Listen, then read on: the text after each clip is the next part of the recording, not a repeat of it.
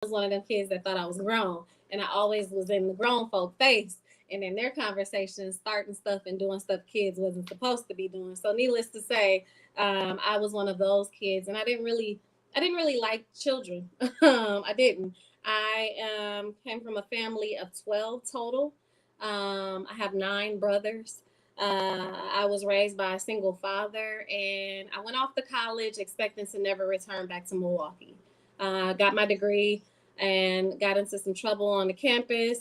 That led to me basically fighting for my position on campus, and then advancing to an internship opportunity in Washington, D.C., where I worked under Obama's first administration. And so this process kind of introduced me to educational policies. And you learn a lot about the data, the research, the outcomes, the disparities, but it's never really enough if you're just reading it. And so I spent a little time working on Capitol Hill under, at the time, U.S. Senator Russ Feingold. Had the opportunity to work closely with Arnie Duncan, who was the Secretary of Education at the time, and many other notable figures. But tragic family incident or situation led to me returning home to Milwaukee. And so I started working for the Boys and Girls Clubs, and I was the administrative coordinator. And I don't know who gave me that position. Yes, I do, but I was horrible. And so, needless to say, I feel like at that time it was like a punishment to put me at James Madison. Like, we're going to run her out of here. And that is when I took on the CLC after school director role. And I started working with students and the teachers and just experiencing students in after school programming who needed support, basic support with employment applications and college applications. And it's like, what's happening upstairs? And so I became determined to experience the classroom education. And that made me mad. There were a lot of traumatic experiences that I went through, but more importantly, that my students went through. And when you're deeply immersed in that work, you realize that they're not given a fair fighting chance. And so it's like somebody got to be willing to risk it all for them. So ran for office the first time, lost. Ran for office the second time, and it was a complete youth-led campaign, and they got me over the finish line, and that's what led to me being here. Shout out to the babies. Yeah, thank you. Shout out to the babies. Look. Juice lady in the building. Juice lady in the building. What's going Good on? evening. How you doing? How you doing? How you doing? I'm well. How are y'all? Go. Oh, Good, we were good. all here on time. I'm just saying. I made it. That's right. Yes. This is true, right? All Like, right. and she gave me the look like you lucky I'm here, right? Like, Mhm, okay. mhm. Welcome to the show. So we got the school board director Aisha Carr here, just kind of going over her qualifications. We all have a story about what we do. Let me get the chat room. Ah, man, you're very Uh-oh. popular. Okay. I'm already behind, and Courtney just got here. Usually I'll get behind till she get here. So Vince says, "What up, Aisha?" Ernest Walker says, Good evening. "Aisha." He's singing another Hi. bad creation. Yep, Aisha. that's Yeah, there you me. go. Dion, I fixed the YouTube joint. Mrs. Williams says, "Hey, Director Carr, continue taking care of your district." Scott Epperson Continue said, holding "This is me accountable in love. I yes." appreciate you, Beverly. Oh, Miss Beverly don't play no games with him. I'm here to tell Hmm. you, she be on her heels. I know. Director Posley be like, "Why is this woman? She got to be showing up in his We all nightmares." have. Look, we all have, but she be on business. She be on Yeah. Scott says it's gonna be an interesting show. I know it is, Scott. That's why I invited the sister here. Okay, we got the YouTube joint. So because we simulcast, we're on YouTube, Facebook. I don't even do Twitter anymore. Like I kind of let Twitter go because we created a Outlaw Radio page where the shows are at as well. But so we want to welcome the sister here. I want to get into MPS. Mhm. This is something we talk about on this show. I don't know if anybody else even discusses it more than us. Mm. And there's MPS, but then there's our kids, right? And you mentioned 53206. You Mhm. mentioned being on the near or what they refer to maybe as the central north side, north central north side. And this is one of the most troubled districts that you can possibly imagine, in one of the most troubled area codes that you could possibly imagine, right? And so we look at MPS, and we talked about the capacity that for the buildings, where you got a building that can hold 1,600 kids and you got 5. And then out of that 5, there's a 40% truancy rate. So you got 250. But you say you need more teachers. You ain't got enough students. So when I initially, and first of all, we over the last 10 years, us monitoring who taxes taxpayers, we've noticed that MPS has gotten a couple bumps. $1.5 billion budget. Feel free to correct me if I'm wrong, because I know you know the ins and outs. $1.5 billion budget. At this point, per Mrs. Williams, there's millions missing. There's wasteful spending. And then there's a real achievement gap failure. So you as the director, you're sitting there. What is your, when you first got this position, what do you say? Oh my God, I got to start here. Where do I start it? You know, it's interesting. This has actually been, I will say early on, this was one of my greatest challenges. One, I'll start here by saying, from the outside looking in, we think we understand what board governance entails and what a board member is supposed to do, or what a board member can or cannot do. But the reality is, it is until you get in it when you really realize, one, the power and the authorities, and then the limitations because of law. And so I want to start there. And that kind of speaks to the next point. When I first joined the board, it was like, oh, I was a teacher. I'm laughing because I'm going through like that humble phase now where I can laugh about it. But then it was like I was a teacher, and I spent time out on Capitol Hill in DC, and I got all these degrees, and I know what I'm doing, and I can get on the board and change the world. And the reality is no. It don't work like that. And so I think that was probably my first maybe 6 to 9 months. And it was like, ooh, this is different. This is different. One, I thought I was ready, but I probably should have did some more pre-work. And then it's like you're surrounded by individuals who are somewhat entering or almost entering their second terms. And it's like, y'all still don't have it. Like you will never completely, or you'll never completely learn everything that there is, because there's so much that's evolving and so much that's occurring.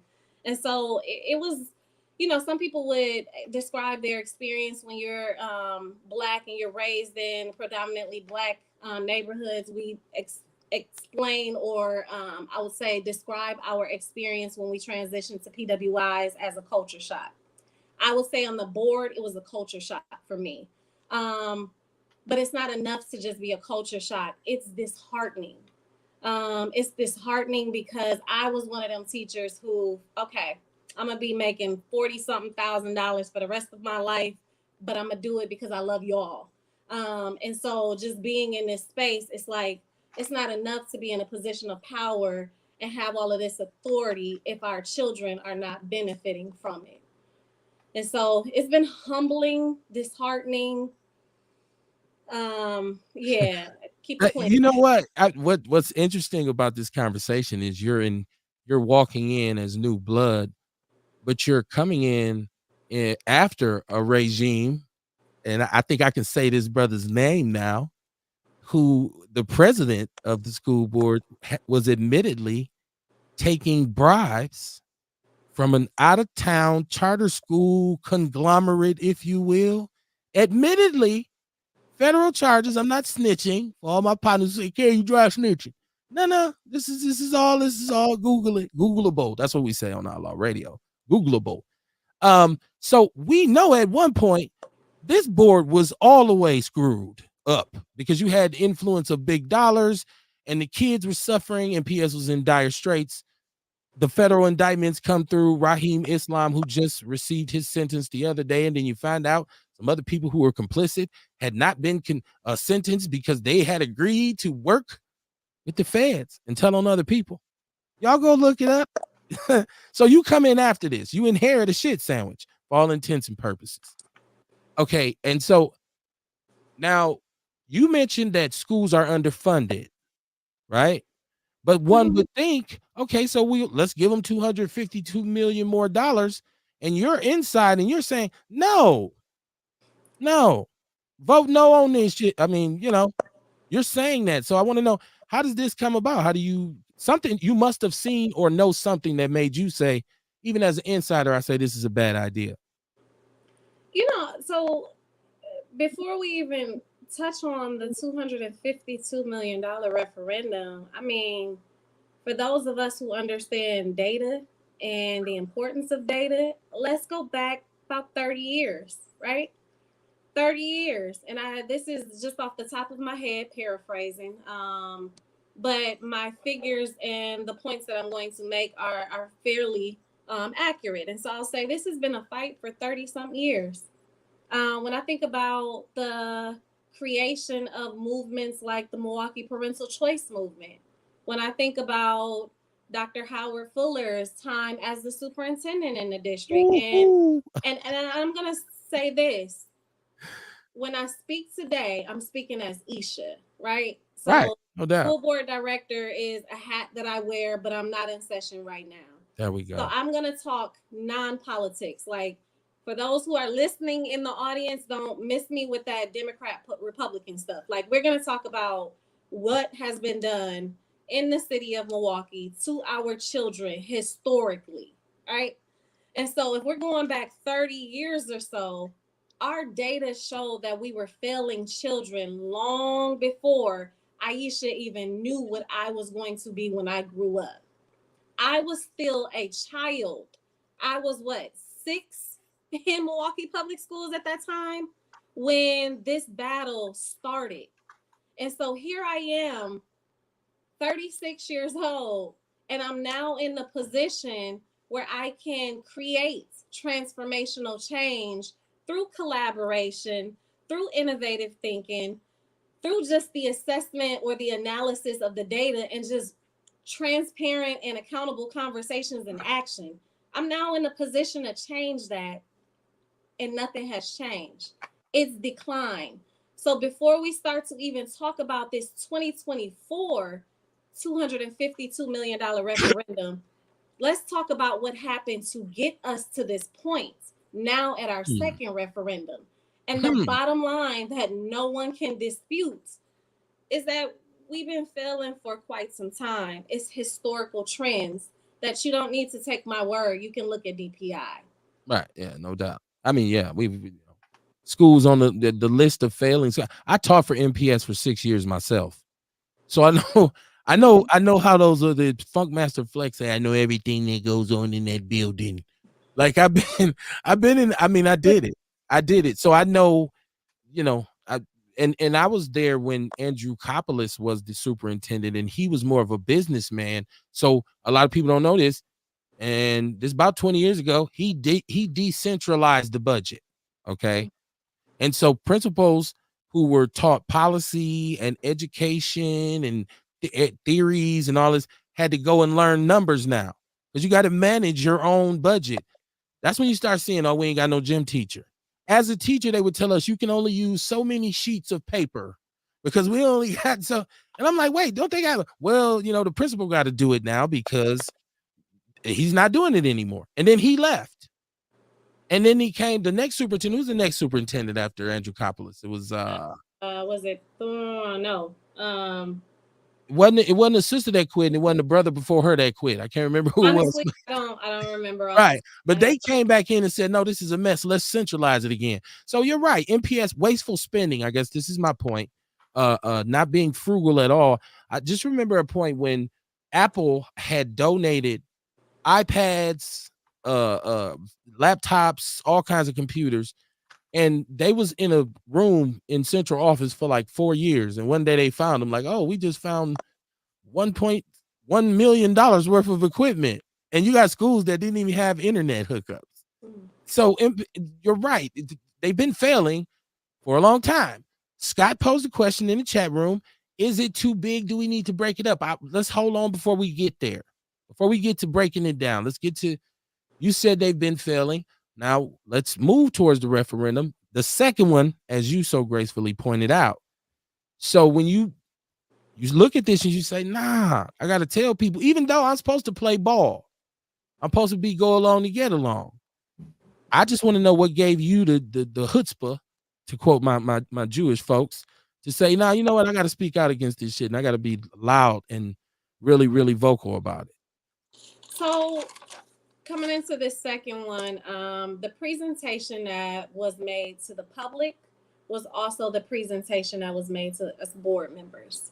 And, you know, one of the things that I personally was looking for was the equity in the presentation, the equity in how they plan to spend the dollars, and the equity in how our children and our communities would benefit from this. I also was looking for a breakdown to show people, the public, the real, the raw, the truth about where our money from the previous referendum and then the ESSER funds went. COVID money. What we talking about? A lot of money here. Yes, yeah.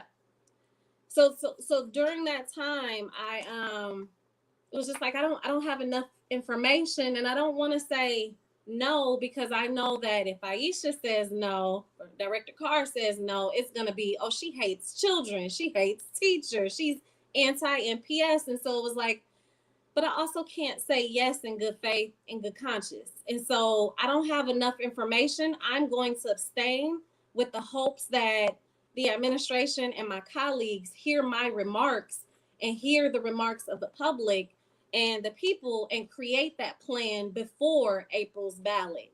And so fast forward, that was all that we had to go off of until you start to see data reports and fact sheets circulating and all of this stuff. Then you're hearing about a 30% tax increase, and you're hearing about, you know, the rent increase, and all of these other things. And it's like, well, oh, that's even more to add to my argument. But this is really concerning because regardless of whether your children are in MPS or in another sector, you're going to feel this. And so it's one thing to be operating as the advocate or the elected leader that governs this school district, but now I got to be that person and a representative of the people of the broader district, the broader Milwaukee.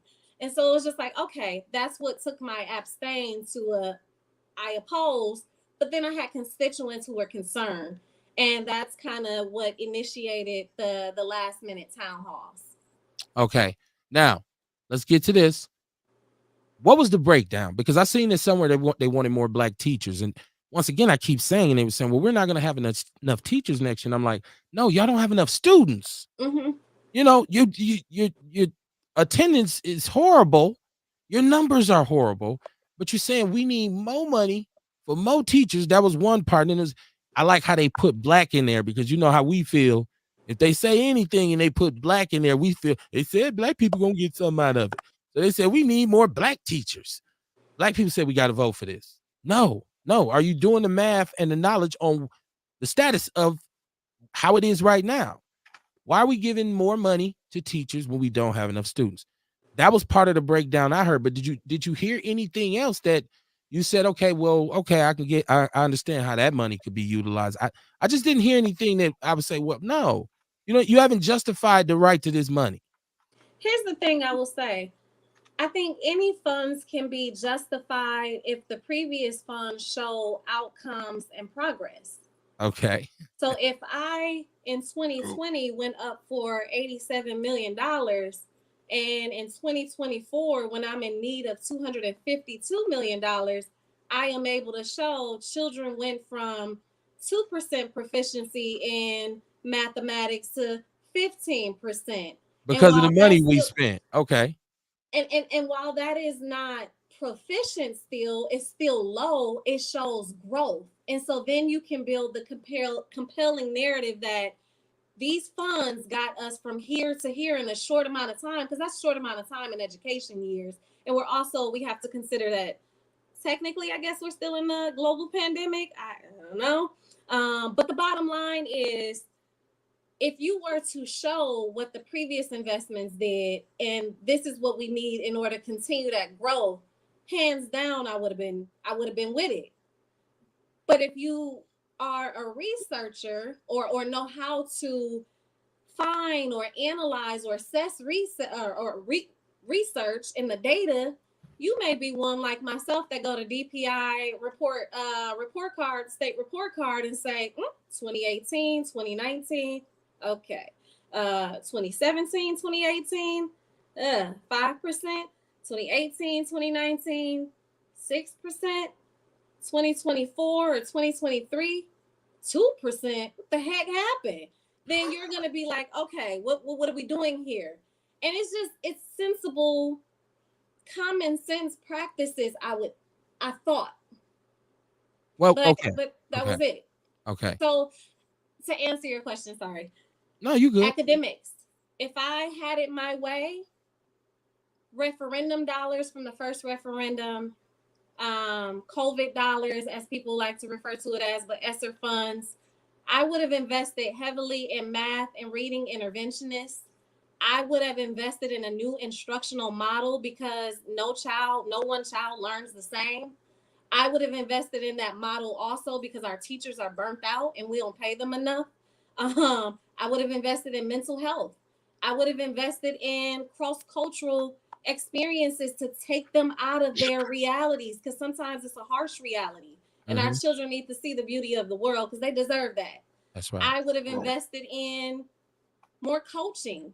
There's a lot of things that I would have invested in, including music and arts, but our type of music and arts too. Right. We could have had studios in our school. Like, students could have been learning about mass communications or mass media through podcasting, and we can do so many different things. That's where I would have put the money, and I would have had an argument. Okay, let me catch my chat room way behind. I mean, it gets that way sometime. The number's on the screen. You want to call in 262-202-5131. What we got over here, Courtney? Now, don't get mad at me if I start messing up words, Courtney. Earl Henning said, love that chocolate milk. Earl Henning loves milk. I don't know. That's his thing. He's like, you know. Ewok said, don't trip, Court. I thought you wasn't coming tonight, bae. Uh-oh. There we go. Hey. Hey. Hey. Happy to see you. Don't y'all start, man. What up, boo? Y'all. Sair, how you doing, my brother from Hidden Heart Radio? I don't know. I'm pretty sure you've been on with Sair before, my sister. If you haven't, good evening, Sair. Yeah, we rock with Sair. Yes, so we rock with Sair. Jesse Paris, Shay and Kruma from Denver. He said, peace. From the Mile High and Income and illegal migrant flooded city. Shout out to you and Shabaka St. Cour out in Vegas doing Shabaka's Black Experience Enhanced. God King Hayes in the chat room. He said it's a real one. Aisha Carr. Good evening. I told y'all Scott wanted to know whether Scott, we'll get to that because we're going to talk about MPS period. God King said it's really the tax base. Property taxes fund MPS, and a good 60% of Milwaukee homeowners don't live here. Their kids don't go to school here, so they want lower taxes.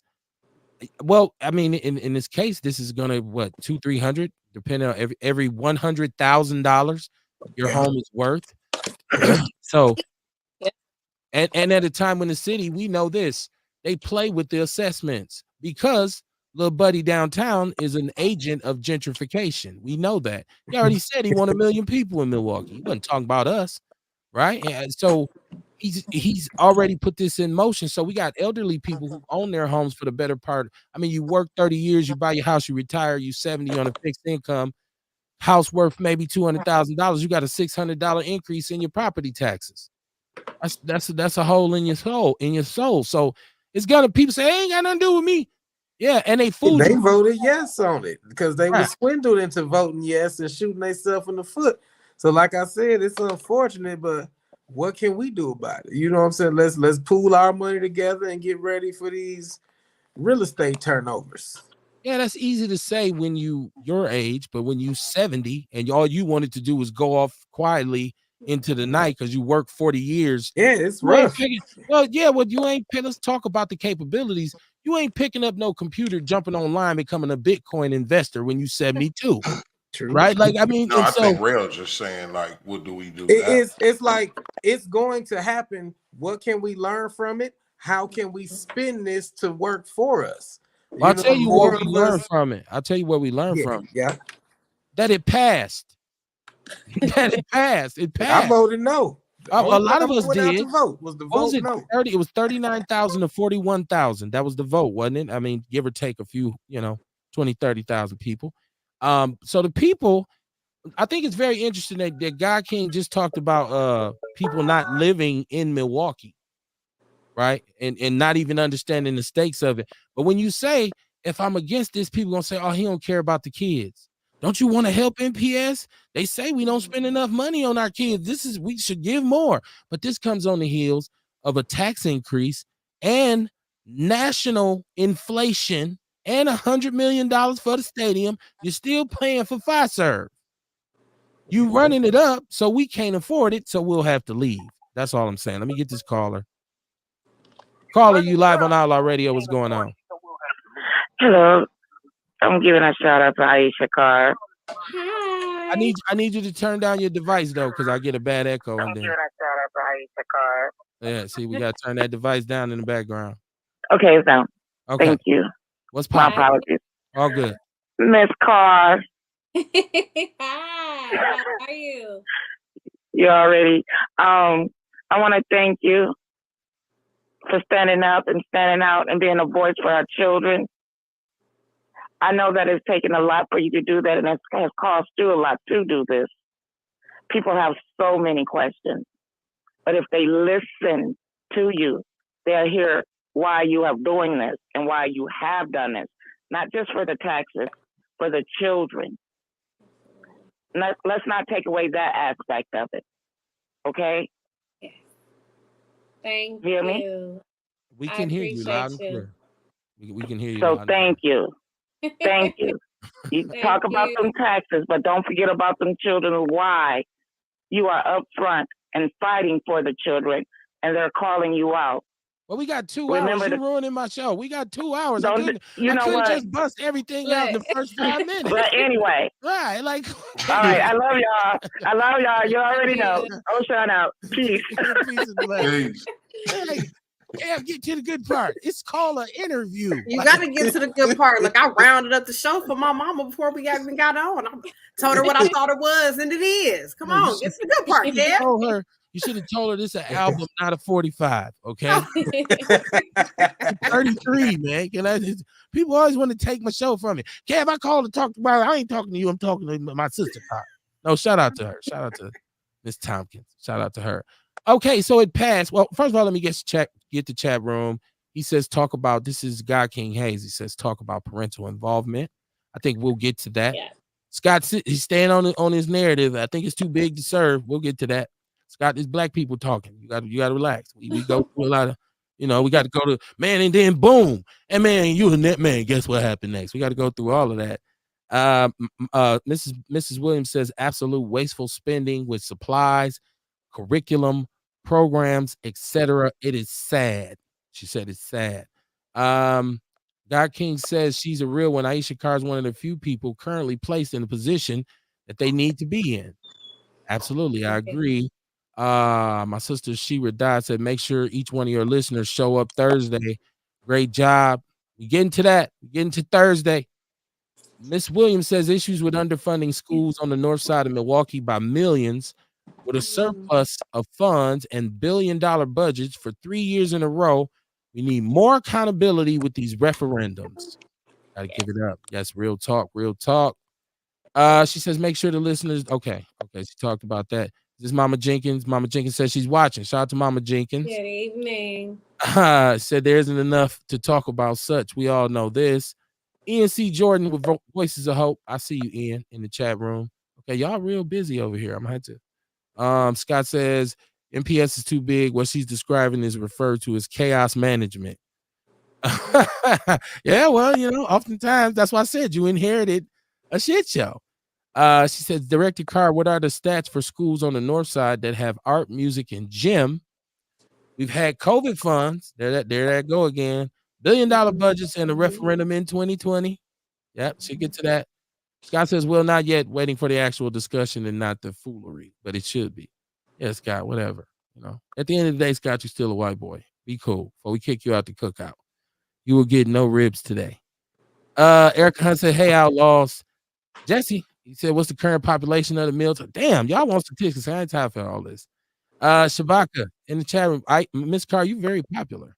You're very popular because shit. Get rid of Posey. Okay, Vince Tony said Caucasian voters with no children were instrumental in the bill passing. I believe that to be true. Okay, so thank you. I'm sorry. It took a long time. I want to get back to you because we got a serious incident going on now. Now, explain what's going on now. When you refer to what's going on now, what do you mean? Yeah, they coming for you. What them people trying to do to you, Aisha? What they doing? So disclaimer, it is not my name that's on it. Okay. But I think we're all wise enough to know. It's interesting because I received calls before I even found out exactly what it was. So this Thursday, there is an agenda item to entertain a motion to go into executive session to determine if the 2/3 of the board will vote to initiate an investigation into complaints and concerns about a board member. And so I think because people know that I've kind of been the very loud, vocal one, I've actually taken my fight to the community because I didn't get any support on that board. And so I think the assumption is that, it's Director Carr, which I can unofficially say that's fair to assume that. So Okay. this Thursday, 5:30. Where's this at now? Thursday at 5:30. So the address, for those that don't know, it's Central Services Building, a central office building off of 52nd and Valete. It's 5225 West Valete Street. And the meeting starts about 5:30. It actually shouldn't go long. Our regular board meetings typically don't go that long. The closed session piece, I couldn't tell you how long that'll be, but people shouldn't be there long. But it starts at 5:30, 52nd and Valete, Thursday, April 18th. So if it is you, okay, and I appreciate how you said disclaimer. Look, my name ain't necessary, but we get to talking. What grounds would they have to even present this on you? I don't know. I have no clue. I think a lot of people think that it's dealing with something regarding money. I'll never get caught up in that, especially as an identity theft victim. Like if you go on my record, it's all these payday loans and all of that. Like I've been there, done that. I don't fool around with that. So in this elected space and understanding how it's easy to cancel a Black leader, I don't fool with any money or anything like that. So just putting that out there, it has nothing to do with me and bribes or funding or anything like that. I honestly think, I don't know. I don't know because I just don't know. I just know that I would say for about a year, maybe a year and a half, I attempted to work with individuals who never really gave me a fair chance. I entered a board space and I was already wrote off as the privatizer, as this problematic person before I even started ruffling feathers. And then it was just like, okay, let me take my fight to the community. But, just full transparency, that space is very traumatizing. I always tell people like the person that I was as an employee, as a teacher, is totally different than what you see now. I don't know, and I won't say I don't know where this courage or this fight comes from. Definitely God, because I, in the flesh, cannot handle this on my own. But I think just speaking to my early on experience, it was rough, and I felt like I couldn't make any traction or any progress in that space. So I turned to the community. And in that, people have their concerns, and a lot of people have worked for Milwaukee Public Schools or have had children, and so here I am trying to build with the community. You realize that there are a lot of hurt and traumatized people, and people who feel deceived and so on and so forth, who perhaps have dedicated their entire lives. And it's like, whoa, before I build, we got to heal. So you actually got threats though, right? Like you got threatening call, like before the actual vote, I saw that you were getting threatened, correct? Yeah, absolutely. I was actually on the phone with someone on the platform, I believe, when I walked up to my door and it was kicked in. Yeah, I had a note on my windshield that basically said "Die nigger die." And the phone calls, honestly, I think I got a phone call earlier today. It was another private call, and I just stopped answering. At first, it was just like, okay, answer, listen, but then I was like, why you keep taking yourself through this? And so it hasn't stopped. Now who's this vested? Because this is ridiculous. Who's this vested? Well, it's a damn shame how bad they don't want our kids to learn shit. Right. Well, who's got this much riding on this to the point where they would want to threaten you? Gee. I will say this. Not because I ever intended to, I have made enemies on the side of the alliances, and I've made enemies on the side of those who just never wanted to give me a chance. And so, I think I know where it's coming from. But there's two separate entities in question because, people have their hidden agendas, and you can't trust everyone. And sometimes you got to go through extreme measures to just to determine if you can trust someone. And because of people's agendas or intentions, things come out, and when you really just trying to test the waters and figure out who you can build with and who you can't, you realize that you created more enemies. And so I don't know. We got to get you hooked up with Fletch at EPU, and then we need to get you to Prolific Firearms with Eddie Silas and get you a nice Hellcat or something. Because I mean, like I exercise my right. Oh, there we go. There we go. There we go. Yes. Yeah. Yeah. They run up at your own risk, as they say. Come on with it. For me, this is just okay. I'm starting to look at it from a different perspective because I'm seeing some comments in the chat room, and I guess the point is made by Scott that it's 1.7 billion. I can only imagine that within this money, there's a lot of contracts, and there's a lot of people who are vendors who are making a nice piece of change. So when I just answered my own question, like, well, who would run up right, sending phone calls and kicking in doors? But I guess if somebody got, if they hitting 1.2, 1.3 out of there a year under the table, yeah, then it is. Yeah, die nigger. Like, so when I seen that, I said, they really threatening this sister.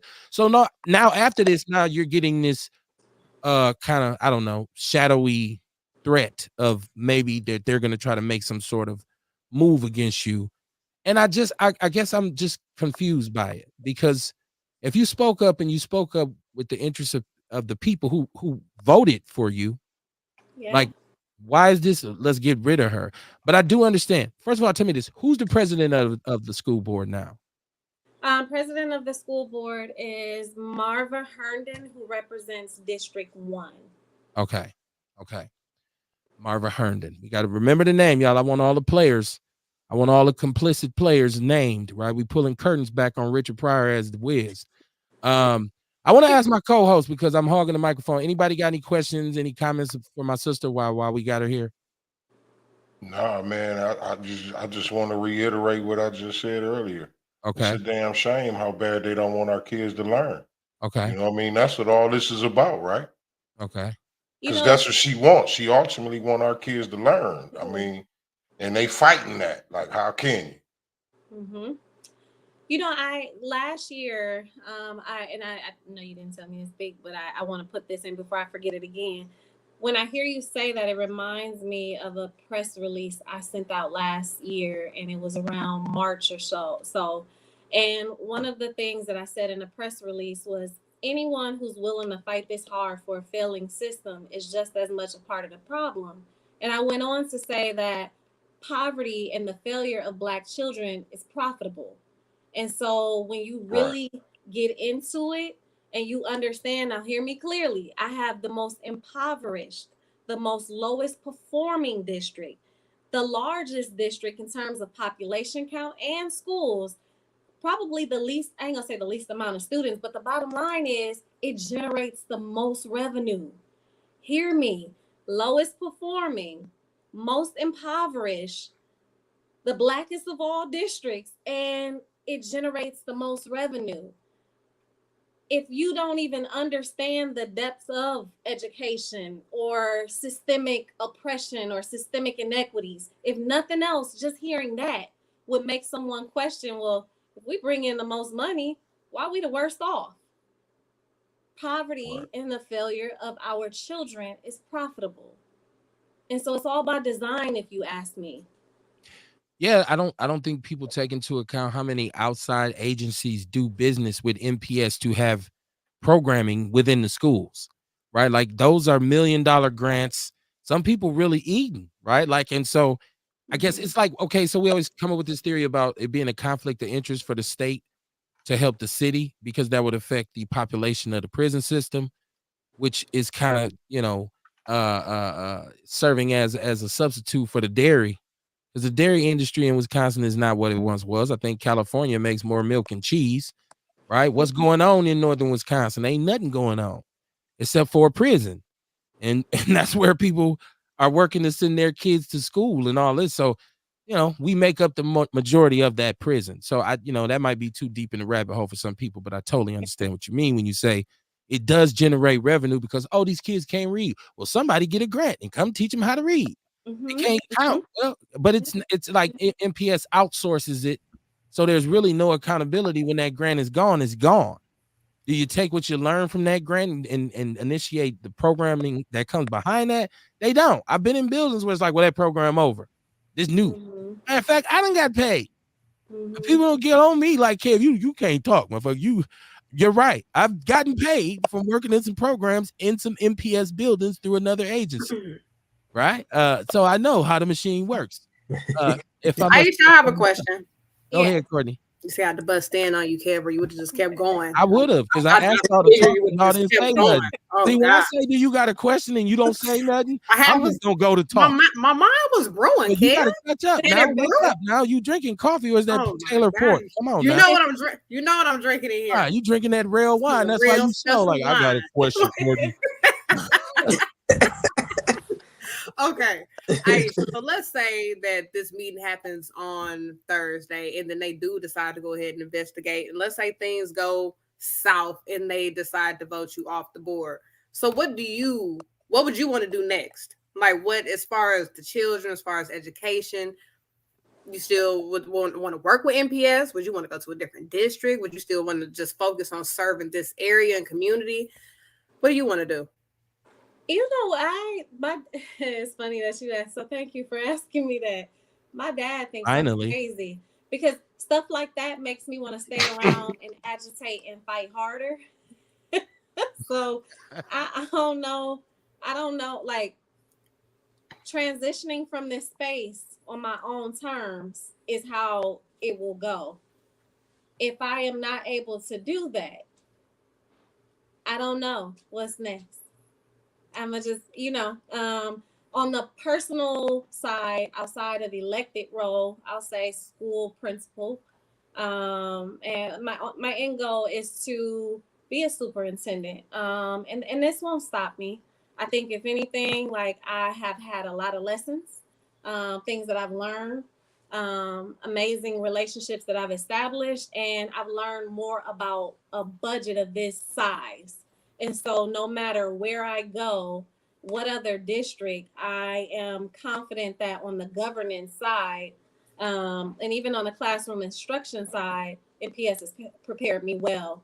But I also trust that God will order my steps. And so I don't know what that next step is, but the fight in me, it just gets stronger and stronger and more persistent the older I get, which my dad is like, you getting old. It's like, yeah, but I don't know where it comes. And I do know where it comes from. It's the spirit. And it's like, yeah, if this got to take me out, let it take me out. Like I did this space with fighting cancer and radiation a year and a half, and showing up to board meetings with the same smile on my face, the same attitude, making threats like, what up? And so, yeah, I think I'm getting stronger and better and wiser. I am excited about what's next. And I just want to, when it's all said and done, I just want to be able to transition home and say that and hear the words, job well done. Well, hold on now. Y'all done turned her into a civil rights martyr already. Let's get past Thursday. No. Taking her up the hill singing Negro spirituals, all faithful servants. See, black people, we go back quick, don't we? Say, oh Lord, just put me in my grave. I mean, we could say the other side of the question. If everything goes well, you know, what are your next steps? If no investigation, none of that. You know, right, busting the wade in the water. Like, oh, she ain't got assassinated yet. Oh, man. That's why I switched it to the positive. I know. What I'll say is this: so I've lost 6 aunts to cancer. I was on the campaign trail when I got my diagnosis. Imagine the mindset that I entered this space in. That's why I always speak about that, because sometimes that does get real. And I don't fear that side, but the reality is that's what makes this fight. Like, people are like, oh, you're so emotional, or you're so this, or you're so that. Like, if this is it, this is it. Right, okay. And sometimes we have to be real about that. And I mean, just spiritually, like, sometimes we're here for a season or for a purpose or to fulfill, like, a certain mission. Like, that's not something that we always have to frown or be sad about. And so that's why I speak like that. I get you. That's why Brother Martin said, I've been to the mountaintop. I want to live forever, but I ain't tripping. He ain't saying like that, but y'all heard this piece before. Right? Yeah, I say, yeah, he said, man, I wish I could live a long time, but they're coming to get me. Mrs. Williams says, we are tired of these closed door meetings by the board. These elected board members work for the Milwaukee community. It is the lack of transparency and accountability. The transparency is really just an issue. Like I think we tried to look one night, we Googled the budget and the allocation of funds, and it gave us something like, certain amount of money here for management, asset management, a certain amount for instruction. Then it was like, and then 600 million for other stuff. It like literally said that, like other stuff. We was like, wait, what's other stuff? It's just like, it's not transparent at all. Dude is making $278,000 a year. Right. He make more than the mayor. He said, you know what I mean? Like, I don't know how much the governor make, but damn. And you are the steward of a failing system, and it's failing on every level. You bring up COVID, y'all dropped the ball with that. You couldn't get the kids computers, couldn't get them hotspots. We had mothers calling into my show, Kamar, and I know you remember this. We had mothers calling in saying, my kid's been at home for 4 months. We got a computer. We ain't got no internet. The computers they gave us don't work. Kids missed the MPS fumbled on the COVID joint. They fumbled.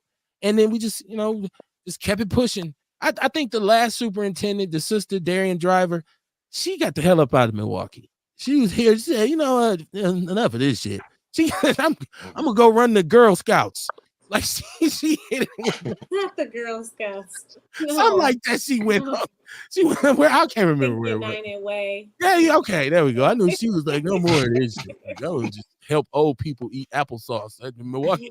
And the brother, he didn't even get a crib here. Like, dude was staying downtown in the Pfister. What was his name? Gregory Thornton. Like, he was like, man, I'm going back to Baltimore. Who goes back to Baltimore over Milwaukee? Like, man, it was crazy, man. I'm sorry. Shane Krumah says seems like that's what's happening in Denver. Scott said, yeah, the union machine is about to go after her. I think it might already be in play. That's why I wanted to ask the biggest question is, how can we support you? We'll get to that question.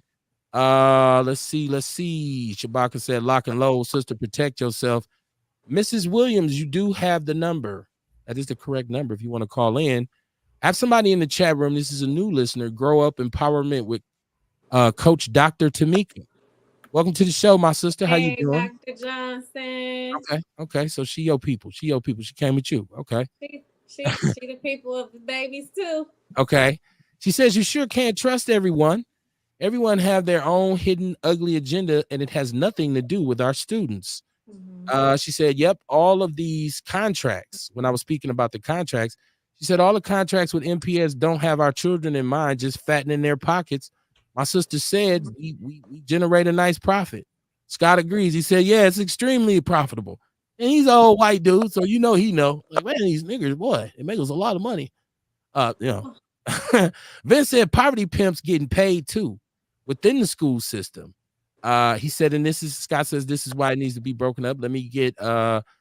Tamika. I hope I can say it, Coach Dr. Tamika. She'd be like, don't be calling me that. There's no money in our kids reading and being successful. It's not their goal to have our children succeeding. They'll lose their jobs and contracts if our kids, right? That's that conflict of interest. Like, man, we lose our jobs if these kids start doing well. Mrs. Williams states Milwaukee with 58% people of color supports the entire state.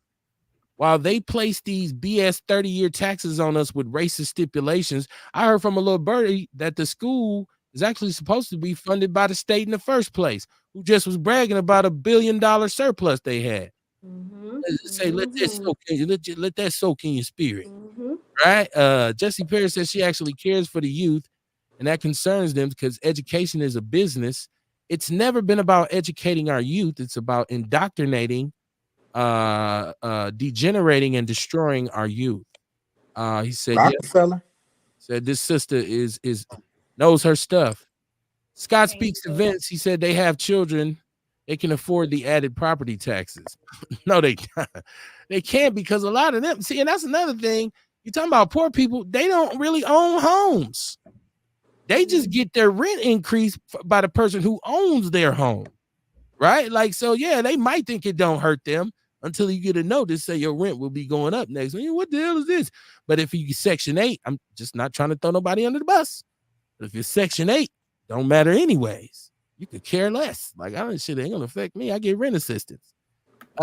Says she reminds him of their former school director. Oh, Tay. I know Tay. Sorry. Okay, no, go ahead. If you faster than me, everybody will tell you I'm slow with the chat. Yeah. Okay. I don't know her. Okay, she must be a pretty dynamic individual. And I think he was actually one of the youngest elected school board presidents in Denver. We work together. We're part of school board partners, so it's a national fellowship. Oh, that's what's up. Yeah, he's amazing. He actually inspired me. Oh wow, I did not know that. There you go. Shay and Krumah with the alley-oop. I see you. Shabaka said, read The Art of War by Sun Tzu. Very familiar. Vincent Scott Epps said Marquette University reported the information, not me. I mean, they might be going at it. I'll let them have their drama. Ms. Williams said the 77,000 folks in district number 4 should fight for their elected official. It is utter disrespect for them to do anything. I would think that, damn, man, it's some kind of like whistleblower clause or something. Not calling you a whistleblower, but I'm just saying, like, really this soon? They didn't even wait. Like, they could have waited and, like, hid some weed in your locker or something. I'm just saying they just came right at you. Like, damn. Oh my goodness.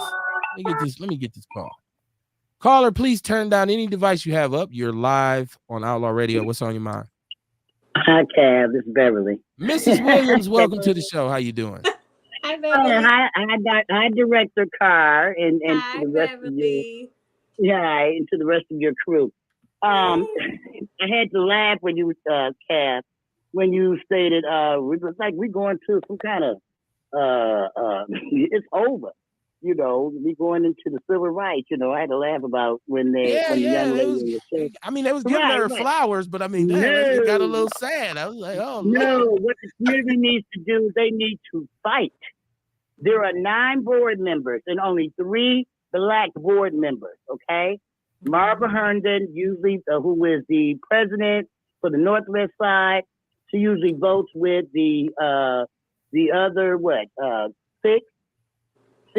board members who are union supported. And I'm going to say this, okay? Director Jackson and Director Carr, they're the ones whose schools are being underfunded by millions with the surplus of funds. Why should they vote for the $252 million referendum when they're not getting any type of transparency and accountability?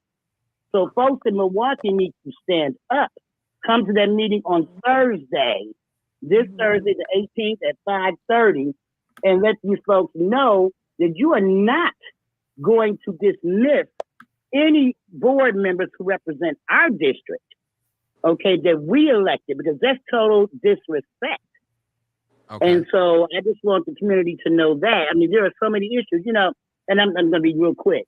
Here we are paying a racist apartheid sales tax in Milwaukee, Wisconsin, that they have told us cannot be used for any diversity, equity, inclusion initiatives or to deal with any type of socioeconomic issues in our city, okay, but then turn around and use that money to repair the Brewers Stadium. Then we have all these folks voting for this $252 million referendum without doing any type of audit of that school district to find out where the past money went.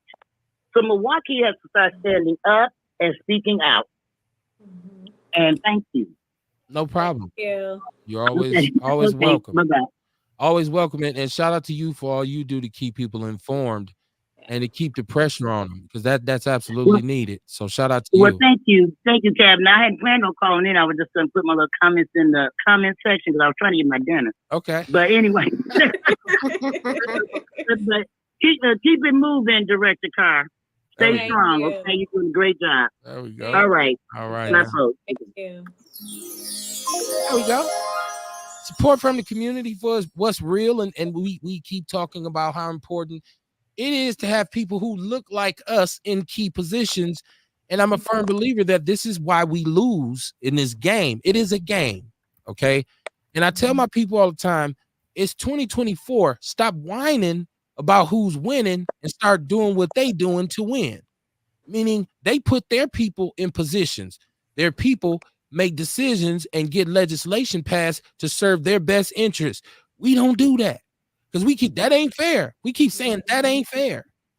You know, life is hard, but it ain't fair, right? Like, you got to do what you got to do. So we need to fight when we have somebody in position like yourself. This is why I was so pissed about my brother Michael Harper not getting a county comptroller job. And I think a lot of black people say, what is a comptroller? You could have got out. Listen, don't get me started, right? I'm just saying, every time we lose somebody who's looking out for us, and I hate to kind of simplify it like that, but somebody who understands, you talk about data and interpreting data and learning, okay, where's the cracks at? People don't want to do that. They tell me statistics ain't people. How many times y'all done heard this on the show, right? Like we start talking about something, and I said, well, what's the statistical? And that ain't people. We don't care about no numbers. Well, you should care. I mean, I look at it like this, and I ain't saying this is right. I just put my mindset in like dark wizardry type shit. So, I mean, not like that, but there's people who educate the people, and there's people who, like, your key weapon to get things through is people's emotions. So they're gonna hit you with the do it for the kids or take the jab for your grandmama, shit like that. Because now people are emotionally invested, and they got to try to get them to move before the data comes out. That be the thing. They need the decision made off of emotion before the data comes out. So they're not gonna give you the data. No, I'm talking about my own people.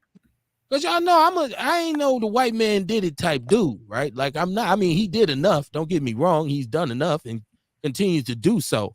But I'm not looking to blame everything in our community on the white man, because it's us not standing up. You just heard Mrs. Williams say that. We have to stand up. At what point do you stop complaining and start participating and being so quick to dismiss everything that ain't got shit to do with me? They're going to do what they do anyways. Yeah, especially if you don't say nothing. Like, that's simple, right? Like, you can't stare a problem away. You actually got to be proactive about it. I get on my soapbox. I'm sorry. Let me catch my chat room. They're having this discussion. Oh, first of all, condolences to you, Shay. He said he lost his grandfather last year while he was on the campaign trail for mayor. And he said now he's running for State House District 8, a historically black district since 1962. Shout out to you and your political aspirations, brother Shay. Let us know what we can do to help all the way from over here in Milltown. Miss Williams said Vince Tony, that may be true, but that is the number. Okay, she's talking to Vince. I don't need to go on that. She's telling Scott they don't need to break MPS up. Carrie Walker Jones, how you doing, my sister? Welcome to the show. Welcome to the show. She says $278,000 is what they should pay the teachers. They grind daily to educate our children with nothing. The parents and the teachers are buying the school supplies. And that, once again, I told you about the decentralization of the budget and how I was there. And I'm telling you, I was there. And I know great teachers who did buy their own supplies. Like you go in there, you say, where you get this from? I went and bought them. I found them. I mean, if you ever seen how real, passionate, great teachers work in MPS, I don't know if people so quick to say them teachers don't do shit. I worked with teachers who were there 2 hours before the students got there and 2 hours after they left. When I was close, I used to be closing my CLC down at 7:30, 8 o'clock, and it'd be some teachers just, I'm like, you still here? Well, yeah, I'm working on this with the kids. And dude, not me. Because when I was a teacher, I think I was out before the kid. I might have left my kids in the classroom.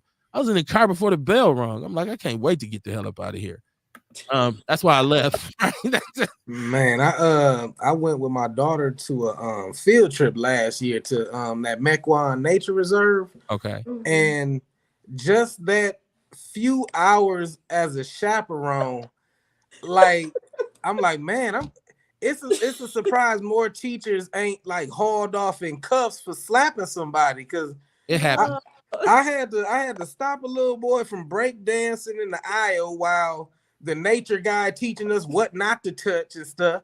And my son. And the teachers like see it, but I guess they just defeated by it, Then a little down the line, I had to talk a boy off the ledge because his other two friends said that they didn't want to be his friend no more. So he depressed, and I got to give him a quick little education in emotional intelligence and shadow work. So by the time I got home, I'm like, these teachers ain't paid enough, and kudos to them for not just giving some of these kids sweet chin music like Shawn Michaels, because man, and they was all varieties. It was the little Hmong kids, the little black kids, the little Spanish kids. They all off the chain. Man, they all was wild. And look, I in my short time, I was attacked by students and parents. Like real talk. Like I had parents coming, you Mr. Barnes, let me tell you, whoa, hold on. You don't be just telling Mr. Barnes shit. What's your name? Like our kids try to get chaotic, man, and left unprotected. And just you gotta do what you have to do. I've seen teachers get injured. I've seen elderly teachers get attacked by, and it's like, man, I should tear your head off, man. That's somebody grandmama you just pushed down. Like it gets wild. So I'm saying teachers, they're not, what they do is not easy. My brother used to always tell me, you ain't did shit. You don't do nothing. Sit on your ass. I'm like, dude, you have no clue. Because he thought, well, I work in a factory. I work hard. He would tell me what I did was easy. I'm like, I tell you what. You take my first 2 hours. I taught self-contained special education. Self-contained. I mean, I taught 5 subjects a day. Yeah. I said, you take my first 2 hours. Take my first 2 and then tell me how is it easy or not. So yeah, I don't know if they need $200,000 though, because that the property tax levy will be $1 million. You'd be paying $1 million for a 1-bedroom flat, because the one thing Milwaukee does not do is generate money. They tax the citizens, but where's the jobs? If you were bringing in all these new viable jobs and all this kind, you say we're building corporate headquarters downtown. Who's gonna work at in them buildings? Because we be security and we be janitors. Let's be honest, in them buildings downtown.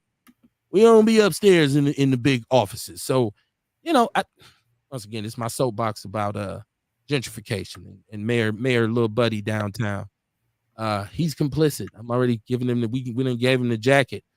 Shabaka says we must think black first, period. Fuck other groups. They profit all of us out of us being divided. But that's how they see us, though. I remember listening to Michelle Bryant the other day on the radio, and she said a lot of times, even going to certain rooms, her being a woman, they don't see her as a woman first. They see her as black first, a woman second. So, yeah. Wow. Okay. And kids mostly I've seen that sisters are really natural. They're nurturers. So sisters really can get a bond with kids. Like, you got kids who love their teacher. They be about 7, 8 of them. They won't let nobody do nothing to her. But you got to build that rapport. And if you don't know how to build that rapport with these kids, how many times you done seen some white teacher come in from Sheboygan? They don't teach 16th and Center at UWM.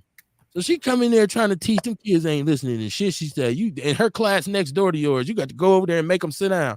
Shame on y'all, sit down. If I hear more noise over here, I'm gonna come. It's like, now I got to do 2 classes because she in there struggling. I can't. Tyrell, can you get off the desk, please? Like, you can hear it sitting in your class. I'm sorry, I've gone through this, man. Yes, and his name was Tyrell. Scott Epperson said, LOL, 9 board members controlling 175 billion. I'm sorry. I messed up, Courtney. Don't get at me.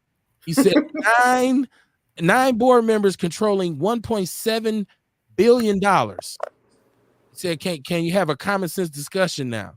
Well, I mean, do they control it? Obviously, they don't control it. Who actually pulls the strings? Is it Brother Posley, or is there some kind of financial person who clears everything? So the organizational structure of MPS places the board as the governing entity that oversees the entire district. Okay. And by the entire district, the board oversees the superintendent that has the cabinet that then kind of trickles down to the schools. And so to answer your question, while we are presented with a budget, we are presented with curriculum options, we are presented with contracts, the board makes the final decisions. Okay. And Okay. it requires, in some cases, a supermajority or a majority, 2/3 vote or all vote. So did y'all get a chance to approve Gerard Randall with his under the table money, where y'all approving this, like, and nobody was saying, well, what is this? So actually, I'm glad you bring that up. Let's talk about that, because I'm gonna tell you why that story frustrates me so much so. And I'm gonna go here for just a second. A lot of times, as Black people, we run with the narratives that have been put out there about others that may look like us, that may be, but also may be on a different political side of the aisle, right? I oftentimes ask myself, if Mr. Randall were a Black Democrat who was engaging in HBCU Connect, helping the district recruit teachers, and doing all of the wonderful things he did before the narrative was destroyed. Okay. There's much more to the narrative, and I hate that people don't ask more questions or people don't do open record requests and dig. But here's what I'll say. I oftentimes think about that. But then when I think about the actual work that was done, that's the long range narrative that was not shared about the many contributions and the outcomes that did come from previous grants. I don't know if I am able to speak on everything, but what I will say is this. I was made aware that the 1 year that he fell short, or that the organization fell short, the district was reimbursed for that. Okay. I also can tell you all this. I will never be like, I get charged up and confronted with a lot of stuff. At one point, it was like a group charging me up about stealing hundreds of millions of dollars. And because I'm like this Lone Ranger, it kind of scared the crap out of me. But the bottom line is, I had to take that on. It was not my role or my responsibility to be defensive, to act or respond with emotion. This is what I signed up for.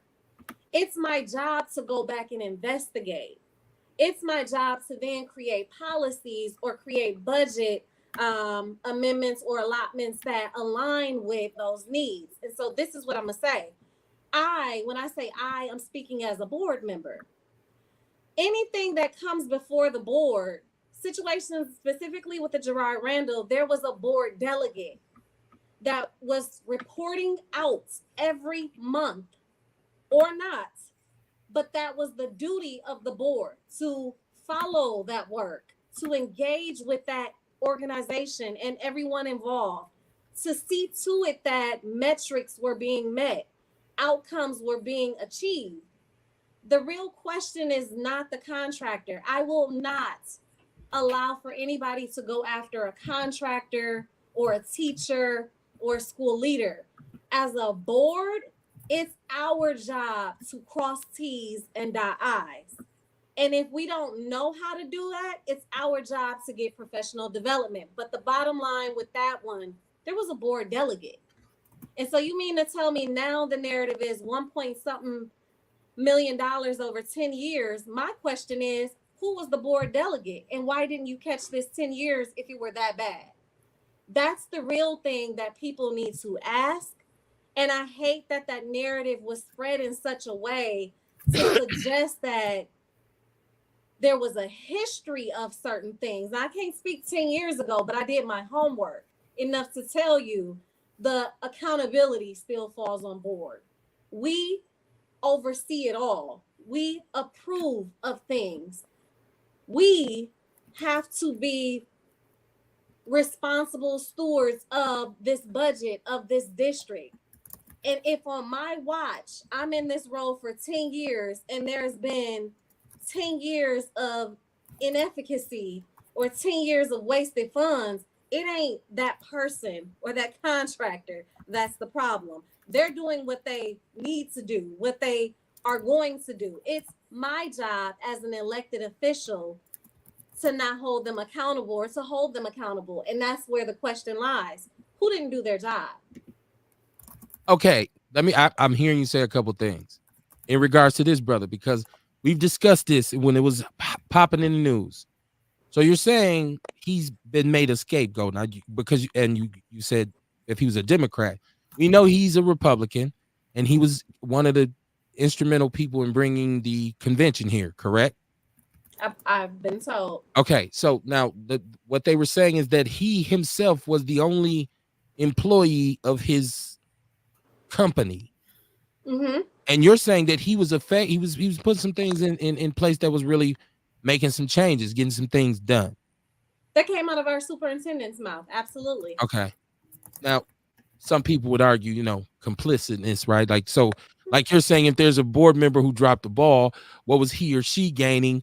I don't want to open it up like that. I'm just saying, I'm hearing you talk about the narrative, and the narratives that was put out there was another example of wasteful spending by MPS. And here's this individual who has friends in the right places, and he received money recklessly for years under our noses as taxpayers.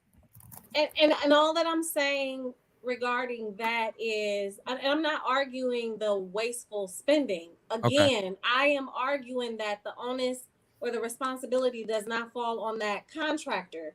It is our responsibility to hold individuals accountable, to do checks and balances, to assess our contractors. If you have a contract with Aisha Public School District, and I give you $1 million for a year to recruit 20 teachers, and the next year you submit for another contract, and I am able to go back to the data and see that you fell short by 50%, I, as the board member of Aisha Public School, have to make an informed decision. Do I give this person another chance, or do I find someone else to get the full job done, or someone that can fulfill their end of their bargain?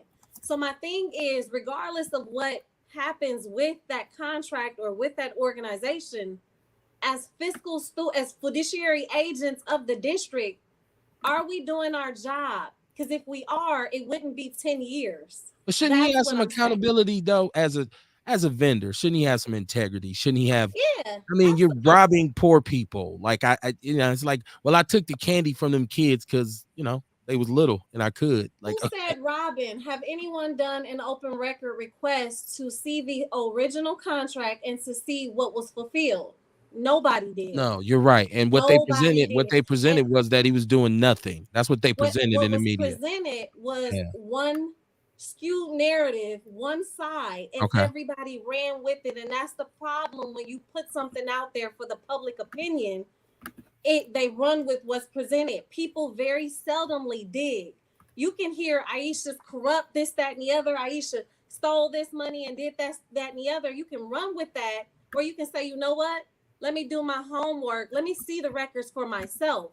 We don't do that, and we crucify each other and then fall in that hole where we jump in and crucify others instead of doing our homework and doing due diligence, and we demand that from a judicial system that we've been a victim to for so long, and we do it to each other. I said Rob because anytime you're taking money, public funds, and what you're taking the money for is not being done, it's kind of like metaphoric. Of course, he didn't have no gun, he had no knife, right? But I mean, I said Rob because I don't think the poor black people in Milwaukee can afford anybody.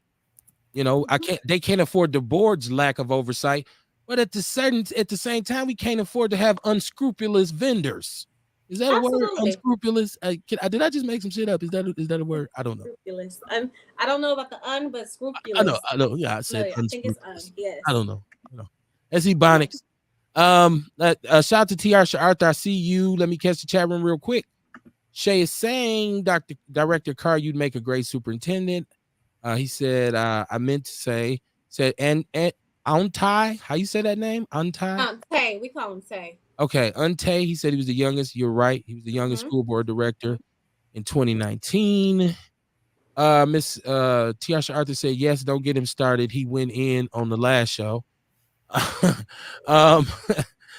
He said he's in serious hot water now. He said he owes a lot of people money and he didn't reciprocate. What did I say?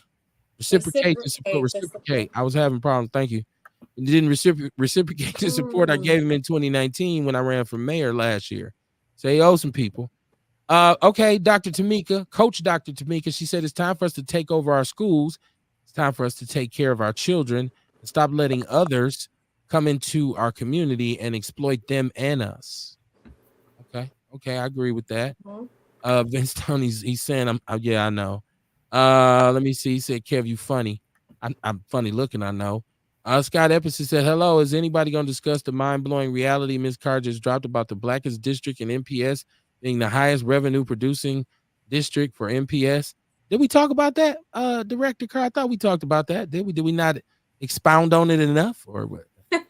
I'm assuming he probably want to hear more data or stats, not dats. It's 9. I said unscrupulous, so you can pretty much say whatever you want right now. We with it. Yeah, no. Is there specific questions? Because I mean, I can talk all day long about my district, and I will say this: I am a very proud representative of District 4, and you know, we got a lot of challenges, but everything that I have done have been on behalf of my district, right hand to God. There you go. Okay, there's more questions. Yeah. And you first of all, you're welcome to come back. So we ain't got to try to, and whenever you have time and whatever you're doing, we want to support. That's why I like the question Courtney said, whatever you doing next, we kind of want to know so we can support you on that too. I appreciate Vince said, why isn't the board controlling Posley's decisions? Kev's disclaimer was, we don't rock with either party. Well, no, we're the party poopers. I'm not a Democrat or a Republican. Anybody can get it. Can he, can the board control his decisions, or what kind of, autonomy does he have? Yeah. So, in a nutshell, the board controls the entire district. Okay.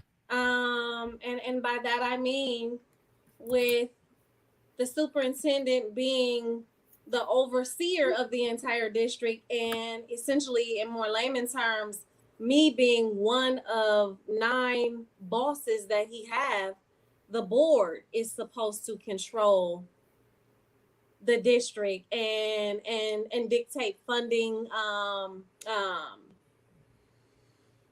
decisions, policy decisions that and also hold the district responsible or accountable for practices.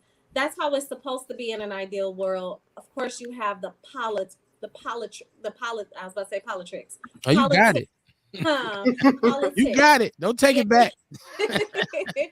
But it's real though. You have the politics that ultimately impede or hinder one's ability to lead in such a way that aligns with our equity mission and our parent empowerment policy and so many other things, and our our duties and responsibilities to the city of Milwaukee residents because of the politics that's disrupted. And so what you have then is an Aisha Carr and a Daryl Jackson, and it's almost like everyone else. And that everyone else was, supported supported by the union, and then we're just kind of like out here to fend for ourselves.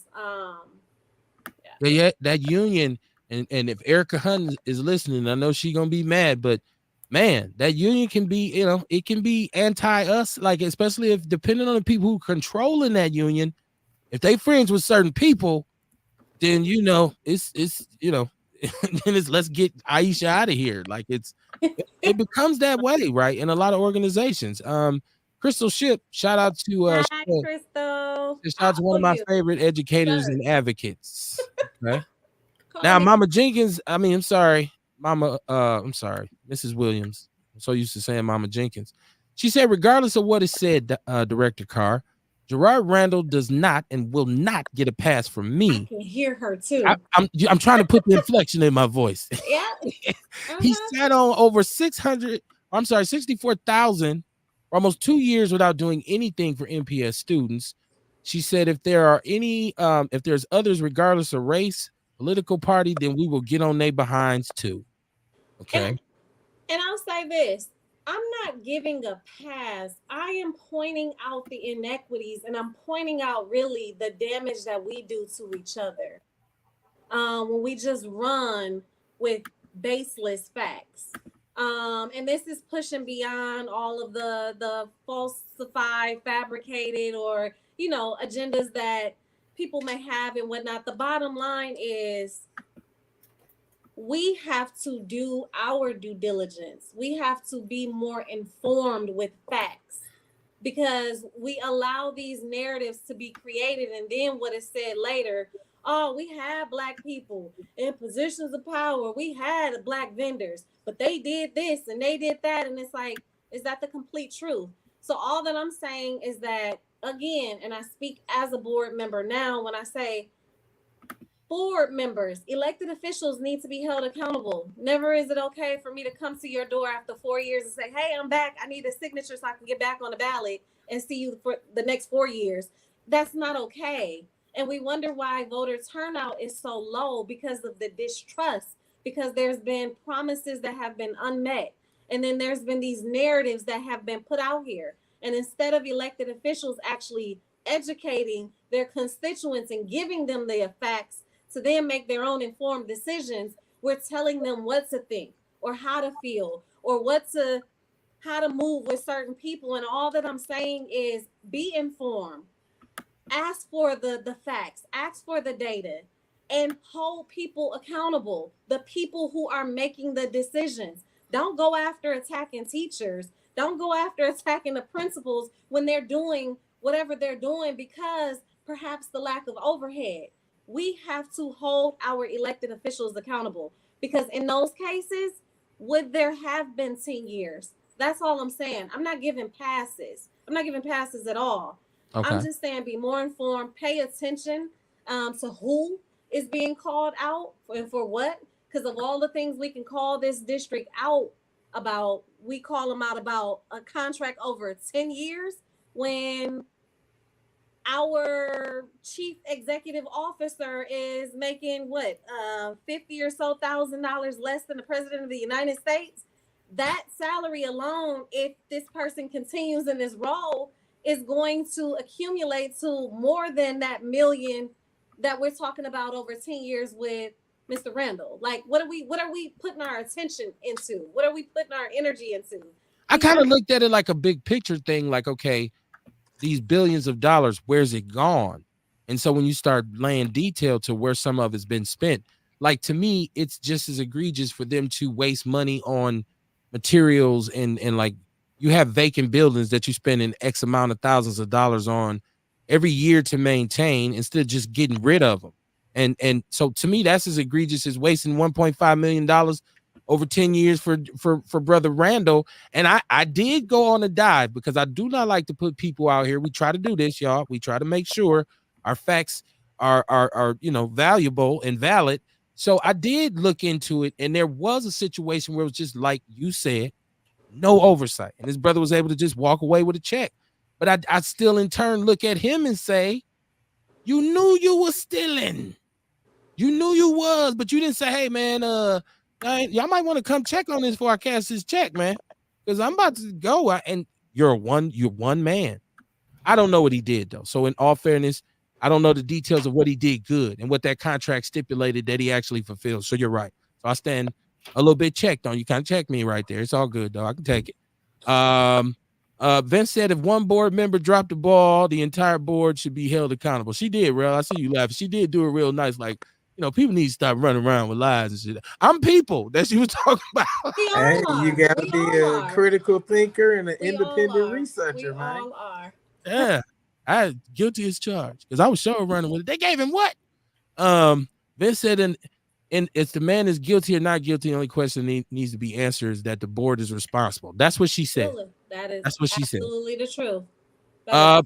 Miss Williams, you get her riled up, but ain't no stopping. She said Randall was getting thousands yearly. Who else was getting funds without accountability? We need to know. Randall should have come clean.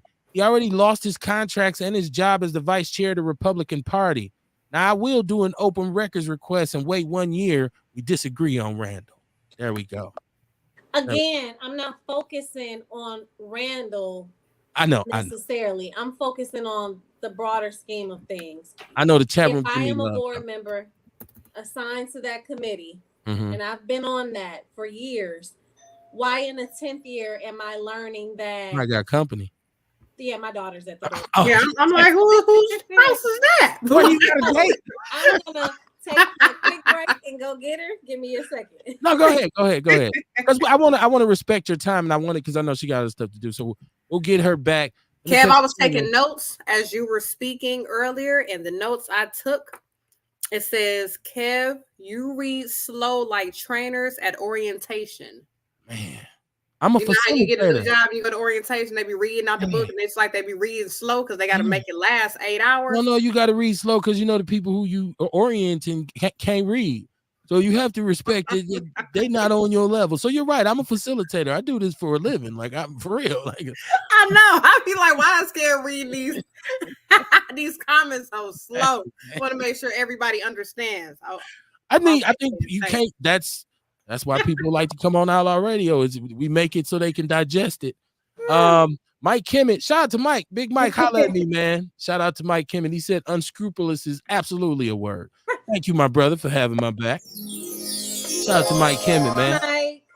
Partner of mine. Kerry Walker said that's a horror and disgusting that somebody line their pockets with that kind of money, go in a public school bathroom and try and find toilet paper. Not to mention stuff falling apart and people like him stealing from them. Shabaka says, let me know when you're taking calls, Dr. Barnes. What I have to say will be colorful. You always are, Shabaka. I want to respect my sister's time because I know, Let's go. Okay. People be like, damn, Kev, you didn't tell me. Coach Dr. Tamika said unscrupulous. She's laughing at my word. Yeah. Look, I just learned it was the Black people put on everything, right? We do. Grow up in Doctor. This is Coach Dr. Tamika. She said unscrupulous. Now Courtney got me trying to read fast so she won't make fun of me. And I'm stumbling now. And then she gonna make fun of me for stumbling. Like, you can't win, man. I said it's 9 people. He's still just tripping that it's 9 people controlling his bread. Vince Tony said unscrupulous is a word having or showing no moral principles, not honest or fair. I love my Outlaw family. They got my back, man. Because they want to be able to tell me you made that shit up. Don't do it no more. I'm being accountable. Speed up button. That's funny. That's right. You see how it happens? Being accountable, people call you on your shit, right? Shout out to Everett Gransberry in the chat room. He said people should not make statements about each other unless the research concerning the accusations fully supports and validates what a person did. JMS. I'm not up on that one. He said, "Good evening, brothers. How you doing? How you doing, my brother?" Peace. I know I'm slow. I'm slow in the chat room. Yeah, that's your man. Dion, what you talking about, man? Jewels, man. You be dropping them jewels. Dion, And he gave me some onyx before to ward away negative energy. So I fucks with the grandstand. Dion, I gotta give you one of these. Talking about where her man at. I'm single, ready to mingle. Dion, this is not your dating show, Dion. Oh my gosh. Carrie Walker Jones, she says, so what does the superintendent actually do for that $278,000 and the board and a band of teachers with a pay increase can't do? Okay. Kev, you realize Dion ain't called in? You know, he's trying to spit this game, but he don't want her to see the real him. If he might as well go ahead and call in and expose who he is so she can get all of it. Go ahead. Why are you poking the beast, Courtney? Go ahead and call in. He's behaving himself, and you gonna agitate. Listen, it's gonna be your fault if Dion calls in. He's talking about, this is Jesse out in Denver. He said, Tay, I'm gonna call him Tay because I'm having it. Whoa. All right. Okay. I own, that's kind of, I don't know, it sound like a diddler type name. No Diddy. He said he owes over $60K to Black Lives Matter. 5,280 for starters. So Director Carr, you might want to do a welfare check on him, and he's now a father with a 2-year-old black son. Is he white? Why is it shocking that his son is black? No, he's black. And full transparency, I don't know Tay personally. Right, We're in the same fellowship. And that fellowship is the National School Board Partners Fellowship. So we've had a couple convenings. When we see each other at conferences, it's all love, all respect. I do know that he was a fighter, a very loud, vocal, and I guess relenting fighter. But I wasn't aware of all of that. Yeah, that's more local context. Yeah, she didn't have nothing to do with that. She didn't have nothing to do with that. Now, come on now. Shay mad, he putting all that brother business in the street. Scott said, holy shit, she said it. Mad respect. Which part? Like, everything she said tonight has been valuable knowledge. Say, yep, politics. Okay. Earl Henning said that's why Milwaukee White Wisconsin is not doing well for black kids in education, and we all know that. Jesse Parrish, once again, he's saying Dion is trying to holler at director Aisha Carr. Y'all, Dion, yeah, man, you know, Dion is, he said he the people's champ, right? Mrs. Williams said, I support unions, but the MTEA has dropped the ball with black MPS employees and black students. I do not support the MTEA's actions as of late, she states. Dr. Tamika, she said that was funny, but unscrupulous is a legit word. Shout out to me, man. Shout out to me, man. Y'all gonna have me at Thursday's meeting talking about unscrupulous. Right. Shout out to me and my vernacular abilities, man. Just, man, dropping jewels. Scott says, Earl, white people aren't the problem. Black parents are first, second, and third. Let's keep it real, as Kevin say. You know how this systemic and it's systematic. I'm gonna hang some of the responsibility on us, but it ain't all on us. I mean, come on now. This system it's not failing. It's doing what it's supposed to do. Right. It's sending black children to prison and underpreparing them for the real world. They're graduating from high school with no real skills. Right. So that's what's happening. So we say it's working. Well, but it's doing what they designed it to do. And is that district part of like what Robert Miranda be saying about the lead pipe laterals and shit, like that 53206? Yes.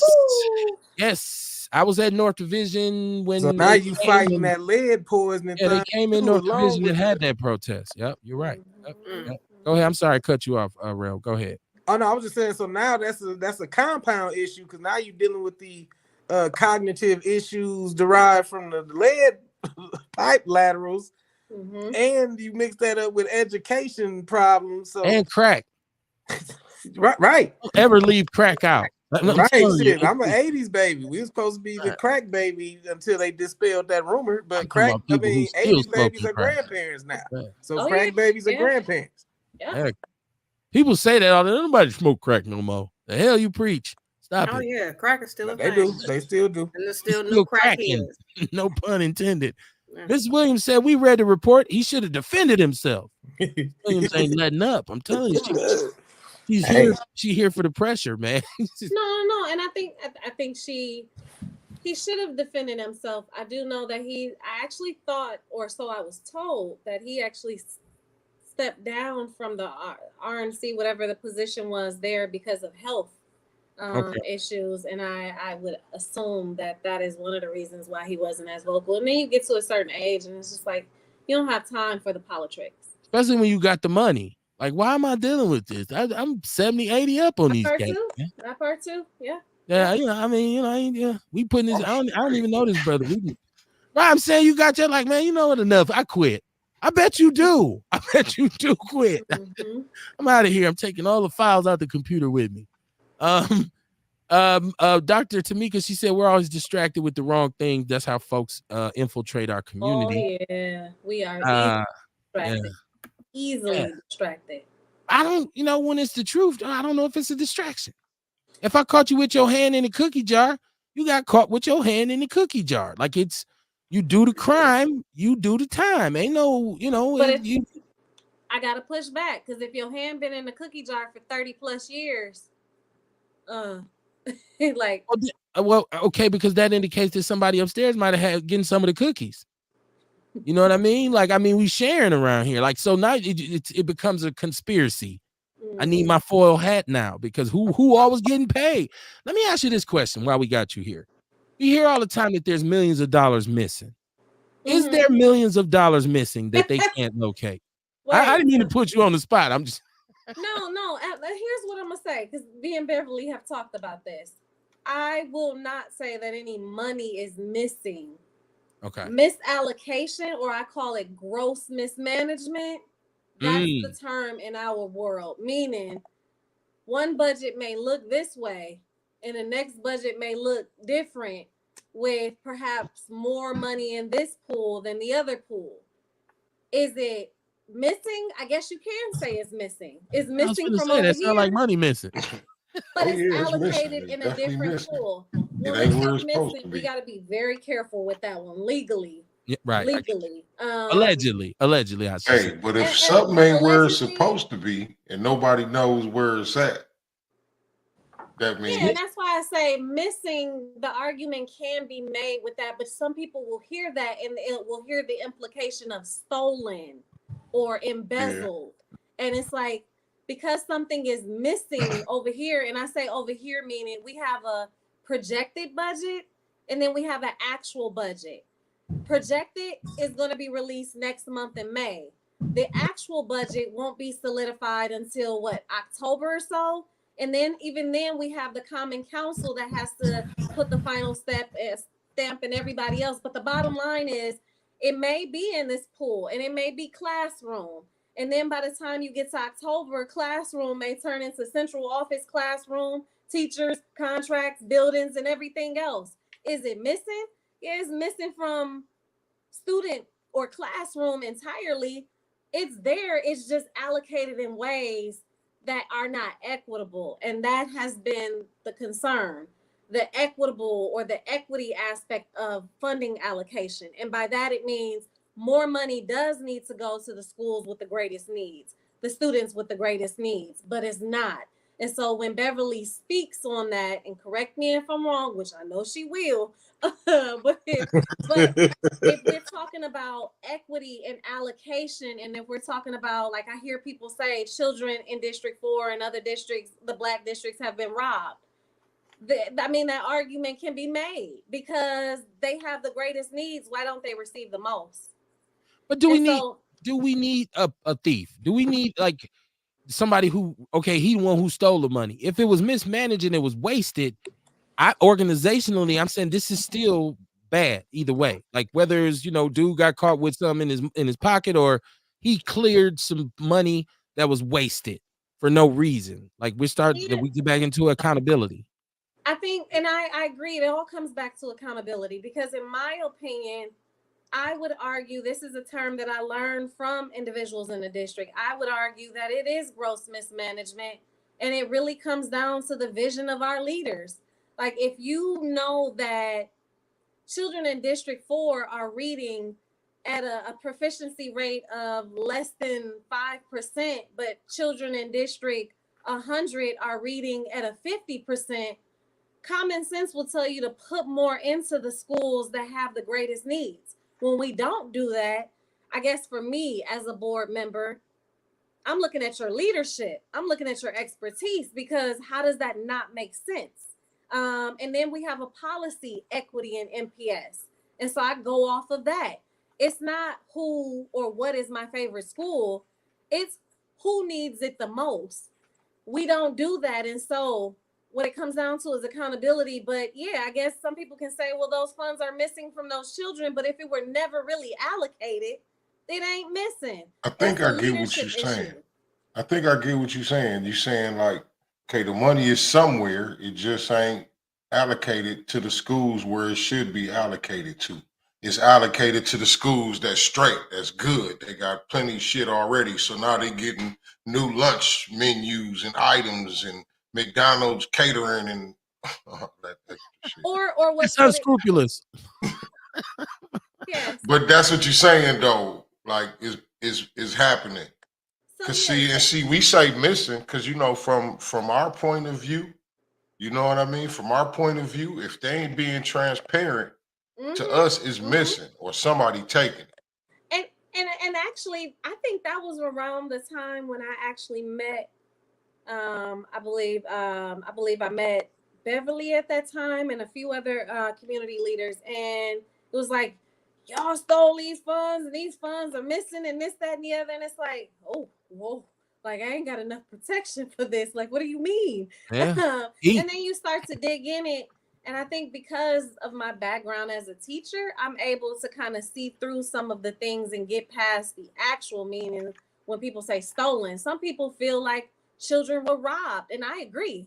And so whether it's some people stole from our children and some people robbed our children and some people inequitably allocated funds that didn't benefit our, however you want to slice it, you got to listen to people. You got to understand people to understand what they're saying and kind of weave through all of, I guess, the semantics. But the bottom line is, yes, that's what it is. It may look like a North Side school having 50 classrooms with 40 students in each classroom and say only 20 teachers, whereas a South Side or a more established district may have 50 classrooms with 15 students in each class, all fully staffed with quality teachers. Well, that's what we're talking. I feel like the people are right though. Like they really are being robbed technically, because you know they paying taxes for these schools, and the money ain't going to the schools where their kids are going. It's going somewhere else. So technically, they are being robbed because they're being told that this is what's happening. Yeah, and only thing that I'm saying is the actual meaning and our, like, figuratively speaking, that's all I'm saying. Like when you say missing or stolen in a literal term versus when you say missing or stolen to imply that we didn't receive. Stolen sounds more sensational though. It's like when we talked about defunding the police, but it wasn't talking about take the money from the police. It was about restructuring. There we go. Good there point. You perfectly, like, eloquently put. But Rail said you got to stroke them emotions. So I said they stole it from us. People say, let's go. Yeah. Let's get people moving.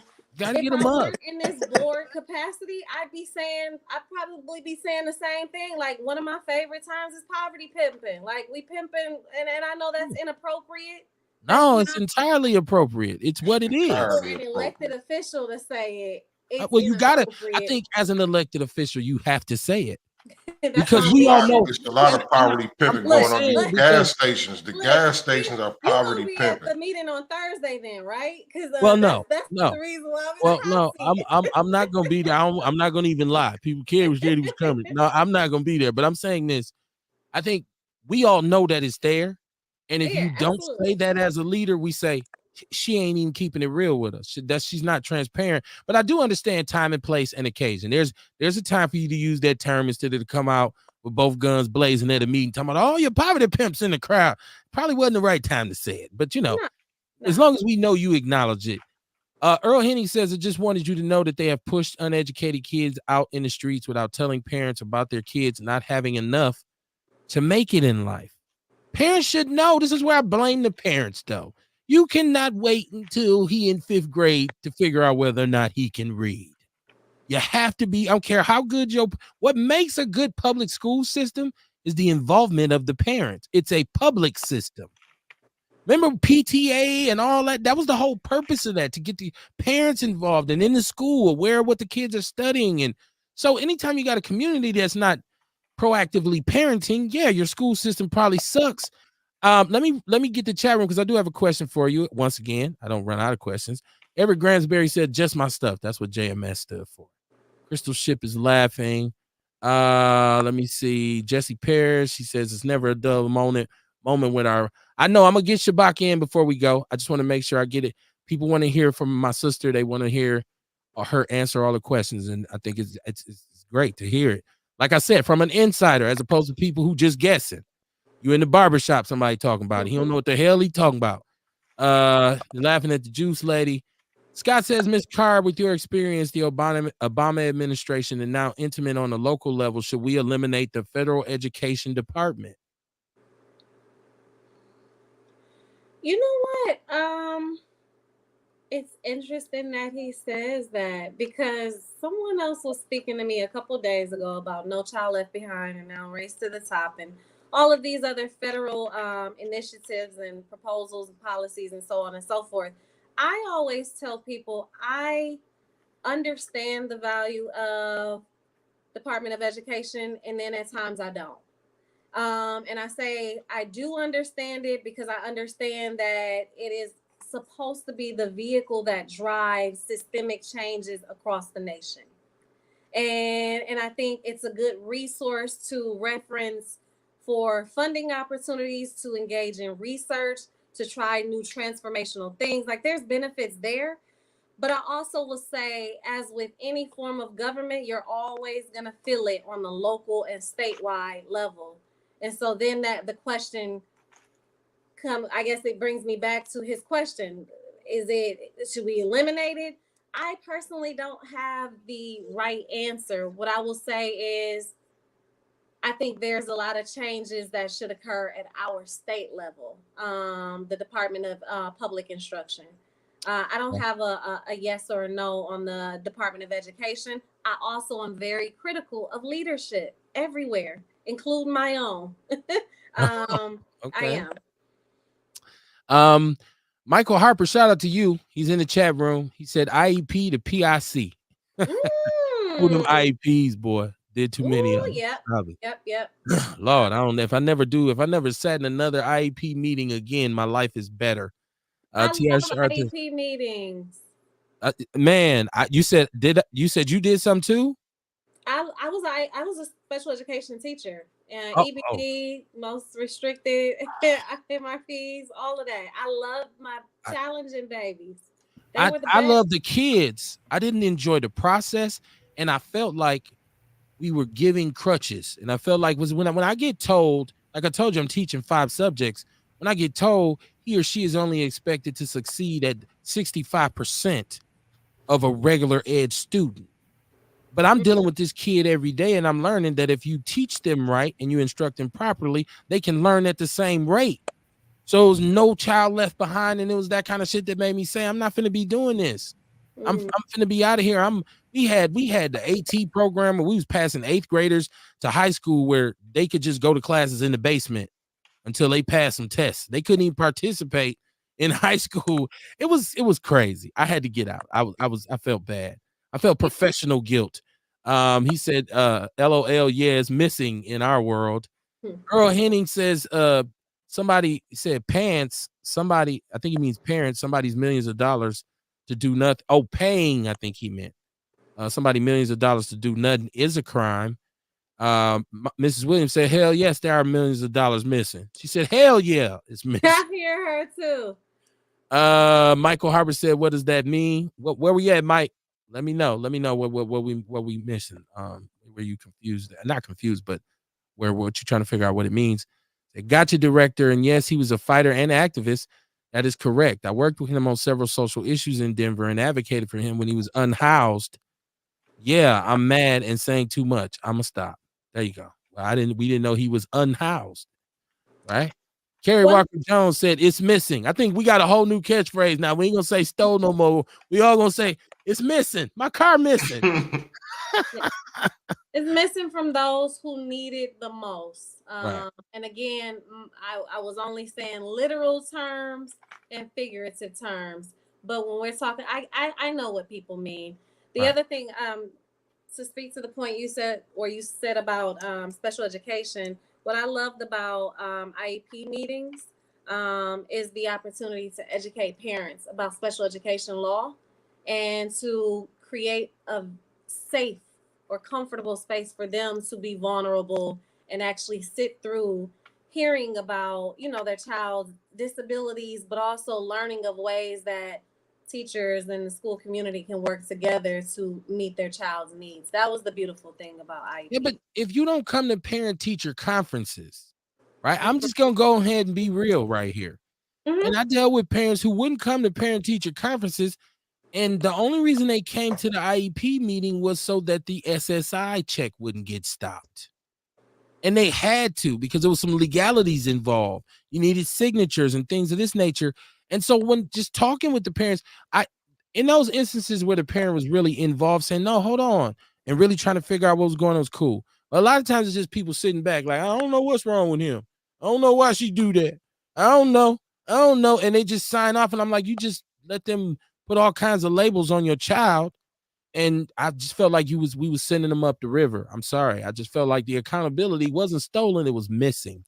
No, I think that what I will say is I've had one experience where a parent was very vocal and was very persistent with their pursuit or in their pursuit of specific documentation, manifestation of disabilities, like all of that stuff they were in pursuit of for sustained benefits.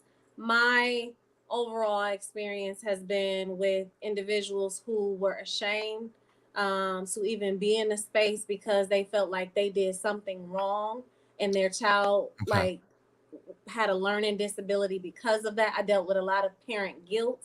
I dealt with a lot of parents who struggled with adult illiteracy and they loved their babies. They wanted to give them the world, but they did not have the intellectual or academic capacities. I've dealt with a lot of situations where parents were in need. And when you, again, create that space where you're talking about the holistic development of a child with a learning disability or a physical disability or whatever type of disability, you as a teacher, as a professional, have to create a safe space for all of them. And through that process, you can meet the needs of that child and the parent. So I know what you referenced to be true. That hasn't been my the majority of my experience. Mine has been a little bit more beautiful, but I take a different approach. No, and thank you, because listen, that's why I left. Once I said I'm not gonna be a part of this, it was time to get another job. The way you just put it once again, I didn't even think of it like that. And Yeah. a lot of times I did look at the parents like, this shit your fault, right? Like, because they came looking and acting a certain way. So I really was like, I smell weed. See, this is all your fault. Like, it was like I sat in these meetings and I really was sitting there judging. A lot of people ain't gonna be honest. I was sitting there on my high horse because I know when I leave here, I got to pick my baby up from daycare. I got to, I was raising mine. So I wasn't really willing to give people excuses but when you start talking about illiteracy and trauma and stuff like that, now you just I might go back and teach again. Damn, I done been in an IEP meeting. My youngest got an IEP, and now listening to your perspective, and my children in Wauwatosa, I feel like they was looking at me the way you was talking, Kev. God damn, that's what they was thinking. Oh, y'all smell like a little bit of weed. It's your fault. Yeah, how you gonna come to the school smelling like trees? I'm gonna say this too. The part of the reason too, from my perspective, I was waiting for sound effects a long time ago. I know, I'm slipping. It's late. Part of my perspective, even with the IEP process, is because there was a point, and this is the reason why I left the schools, or one of the biggest reason why I left teaching. I was pouring into other people's children more than I was pouring into my own. When I got home, all that I had many nights, if not every night, was just cuddle, love, let's say our prayers, bath time, dinner. It was like academic reinforcement. What? I've been in the classroom all day. It got to the point where I was holding Saturday academies for my students who weren't coming to school during the week, just to make sure that I was providing myself or making myself available to meet them where they were.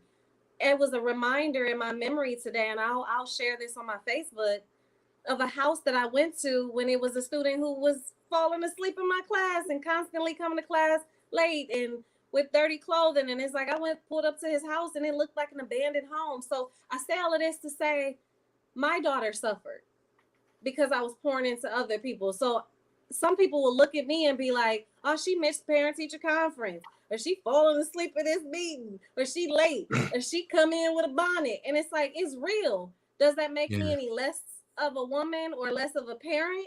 I love that child. I love that child more than anything that I could ever imagine or that I could ever describe, but I've fallen short. And it took for me to step away from that reality to acknowledge that I got to do better. But does that make me that parent because I don't show up or because I missed this or I didn't respond to that? I had a lot of them days. I went to a house on the south side where they had a chicken in the kitchen. They had a live chicken in the kitchen. I'm not lying. I mean, and it wasn't like they, it was a pet. The chicken lived in the kitchen, like it was chicken shit. Listen, don't get me started with my MPS stories. What's wrong with the chicken, Kev? How you just got a chicken kicking it in your kitchen, doo-dooing, eating, like it was his crib. It wasn't like this our pet chicken Bobo. This was Bobo's room. And the house was filthy, front door and back door open. Oh yeah, these are but you're a man. You're a mandated. You know what? Hey, y'all know what? Hold on. You're a mandated reporter. So when you go in and the 13-year-old sister is pregnant, now I got to go back and do a whole other set of paperwork so they can get investigated. Not a mother mad at me. Yep, ready to fight. CPS people. Your daughter's 13 and she pregnant. It's your fault. I was judgmental. I'm sorry. Your house stank. They should take your kids. It was bad. Go ahead, Kamar. I'm sorry. I'm sorry. I just wanted to get back off before we got too far off the subject. I know. It's what we do. Yeah. I feel like we at a point where we almost got to be like with no tolerance, because you know what I'm saying, with each other even. You know what I'm saying? Is we hold each other accountable now. You know what I mean? Like, look, I have always got my daughter big brother over here with me working, right, making pills, and I talked to him about his hair. You know what I mean? Because see, it's the way you wear your hair is the way people gonna look at you. That's the way people gonna treat you. You know what I'm saying? It is what it is. So I got to tell him this type stuff, and like we got to tell each other that, like when Kev, you in these meetings, you know what I mean? Like these people need to hear that. They need to hear what's right. They need to hear what's wrong. They need to hear what ain't acceptable. Because a lot of the time they don't know. You know what I mean? And the way society is now is like we sugarcoat shit. Like we trying to cater to people's feelings and everything, and that ain't what's getting it. Yeah. You know what I mean? Sometimes you got to give it to people in the raw for them to really grasp a hold of something. You know what I mean? Especially the kids while they still young, because they still got a chance. No. So I don't think you wrong for, you know what I mean, looking at them and feeling like that. It's just about how do we handle that? You know, what do we do after we get that feeling? Do we use it as a teaching moment? Yeah, I'm a man though. I think, men think logically. Women are nurturers. They invest in the emotion, and she just said it, like, oh, this poor baby, and she was a woman. For me, I'm sitting in there like, man, I got this whole room on bop. You got a Jerry curl bag on, bro. Got pull up your. I'm from the streets. Talking about pull up your pants. Right. So yeah. So that's how we are. Beverly Williams said, "Where's the money?" She said, "Well, where's the money?" True facts. Where the money at? Michael Harper said he need the city comptroller audit. That's right. They should. Mike, you should have got that job, man. He said, how does that comport with what was budgeted? He should have had, man. It's he probably could have got it. He probably could have got it if them two brothers in the high seats. You know what I'm saying? Would have endorsed him. Right. Shots fired, Kamar. I'm just saying, man. I was talking about that beforehand. Yeah. John Fletcher, he said, and that's where the public gets confused on what's really going on per all the verbiages changes in the budget.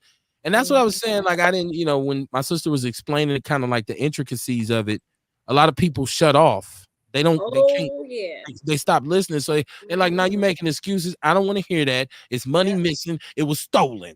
And you be like, well, hold on. You don't understand. Don't ruin their anger. They want to be angry. But Don't the hit fiduciary them with no reason fucking up their anger. They want to feel right now. They want to move in them emotions. Well, it'd be better if they took that anger to the booth and voted, wouldn't it? Or They and want after to you call vote, somebody, some people, some punk motherfuckers and shit.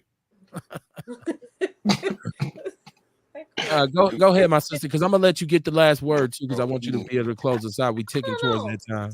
I was just gonna say, after you vote, show up. Continue to show up, because the bottom line is you can pull MPS board governance policies, and it will tell you that I work for y'all.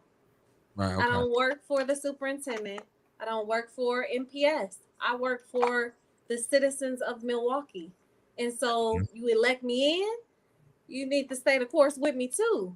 And hold me accountable for what I said I was going to do on the doors and throughout my campaign.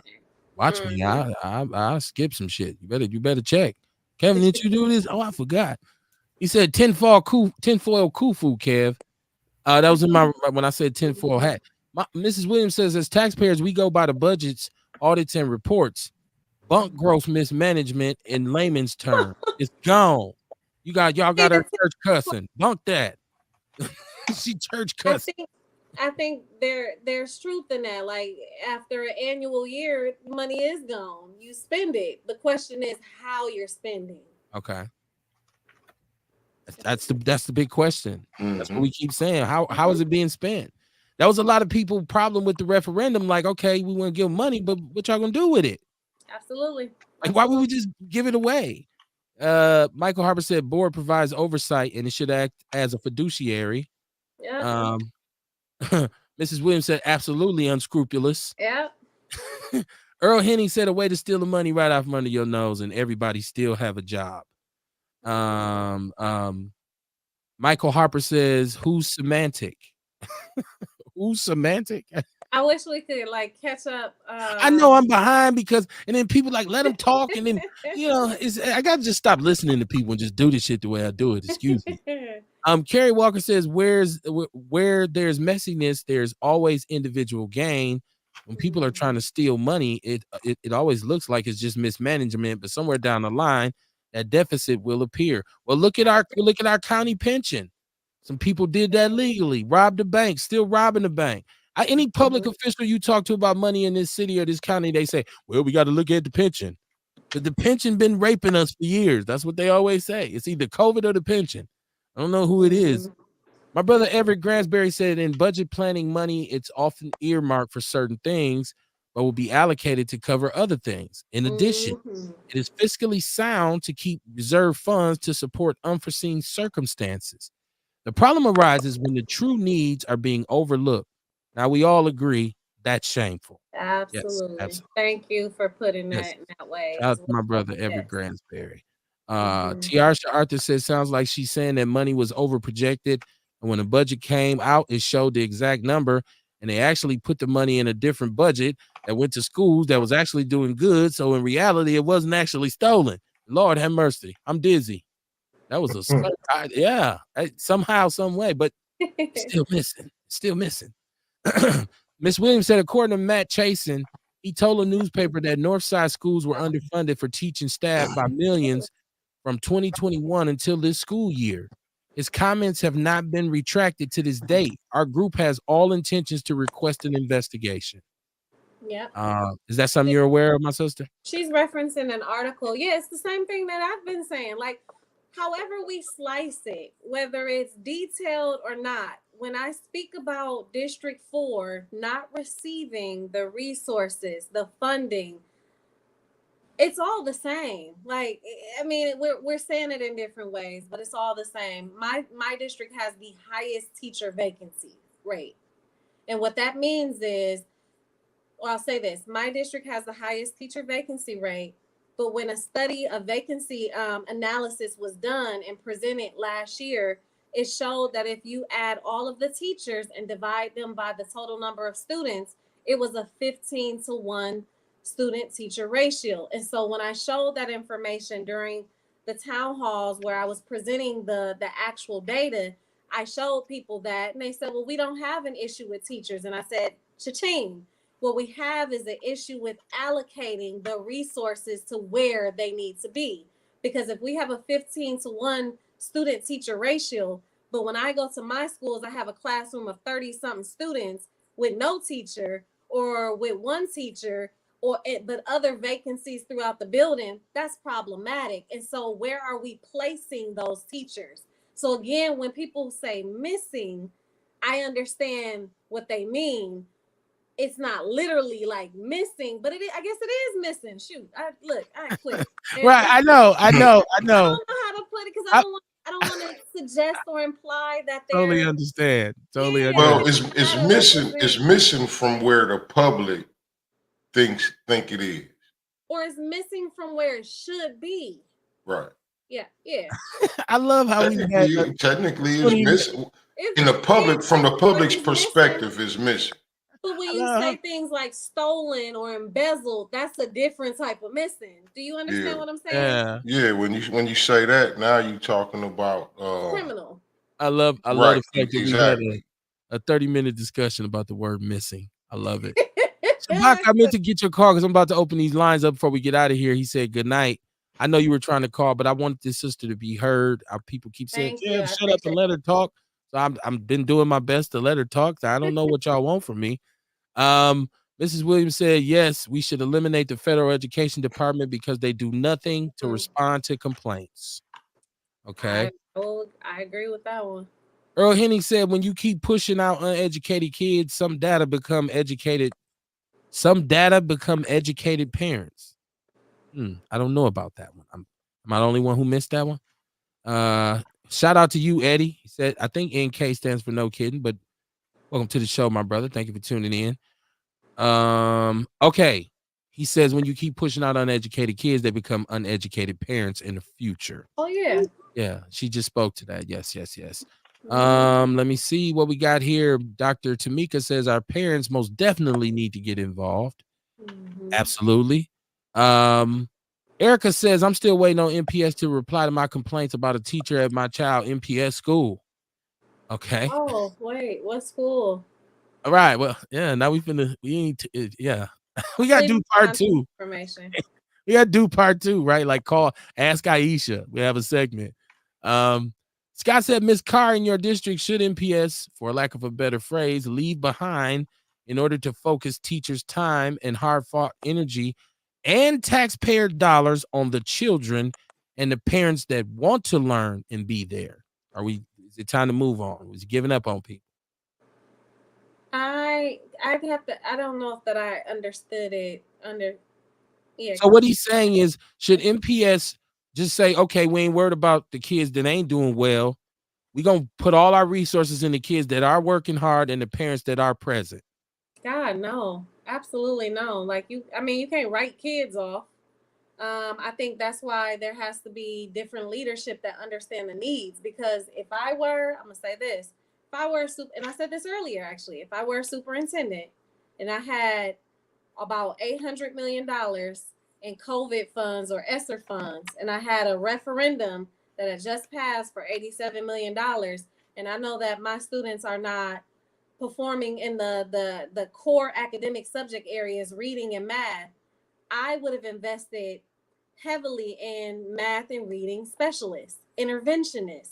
I would have even shifted our instructional model, which was what I was pushing for in my feasibility study, to design a model that could accommodate today's children. Because while we know it's not fair, and while we've talked about parents and the irresponsibility or irresponsible actions of parents, we know that there are children raising children. We know that there are children who cannot attend school every day of the week because they have to stay home with other siblings because of limited resources for childcare. This stuff is real. If I were a superintendent, we would have had math and reading specialists throughout every school And I'm talking prioritizing those positions over other subject areas because, again, basic, fundamental, like foundational knowledge. If our children are reading and performing basic arithmetic, I'm talking phonics and all of that, like critical thinking and, you know, all of that I would have invested in during that time. I would have also invested in mental health because we're in a global pandemic. I recall the story of a child who was in class, virtual class, and I believe his mom was shot and killed in a room right next to him, and his teacher, with the class present in this virtual world, told the child to freeze, like, don't move, don't do nothing, like, are you safe, is there somebody in? And it was just like you could hear the teacher panicking. But I say all of this to say we're talking about physical education, which is great. Yes, our children need to get out. Let's take them out of the country. Let's show them the world. Let's show them different things. Let's teach environmental science in the Grand Canyons. Like, this is stuff other more affluent school districts do for their children that helps to develop 21st century learners and beyond, globally competitive children. If I had all that funding at a time when federal mandates were lifted, I would have invested in those basic skills. I would have also changed the model to accommodate today's learners, and I would have poured more into our teachers. And yeah, and so I think if they just put skilled trades in high school, it would make a great difference in the economy. it's already in there. You don't have the teachers. You don't have, I mean, in many cases, you don't have the So kids are coming out of high school with electrician degrees and plumber degrees.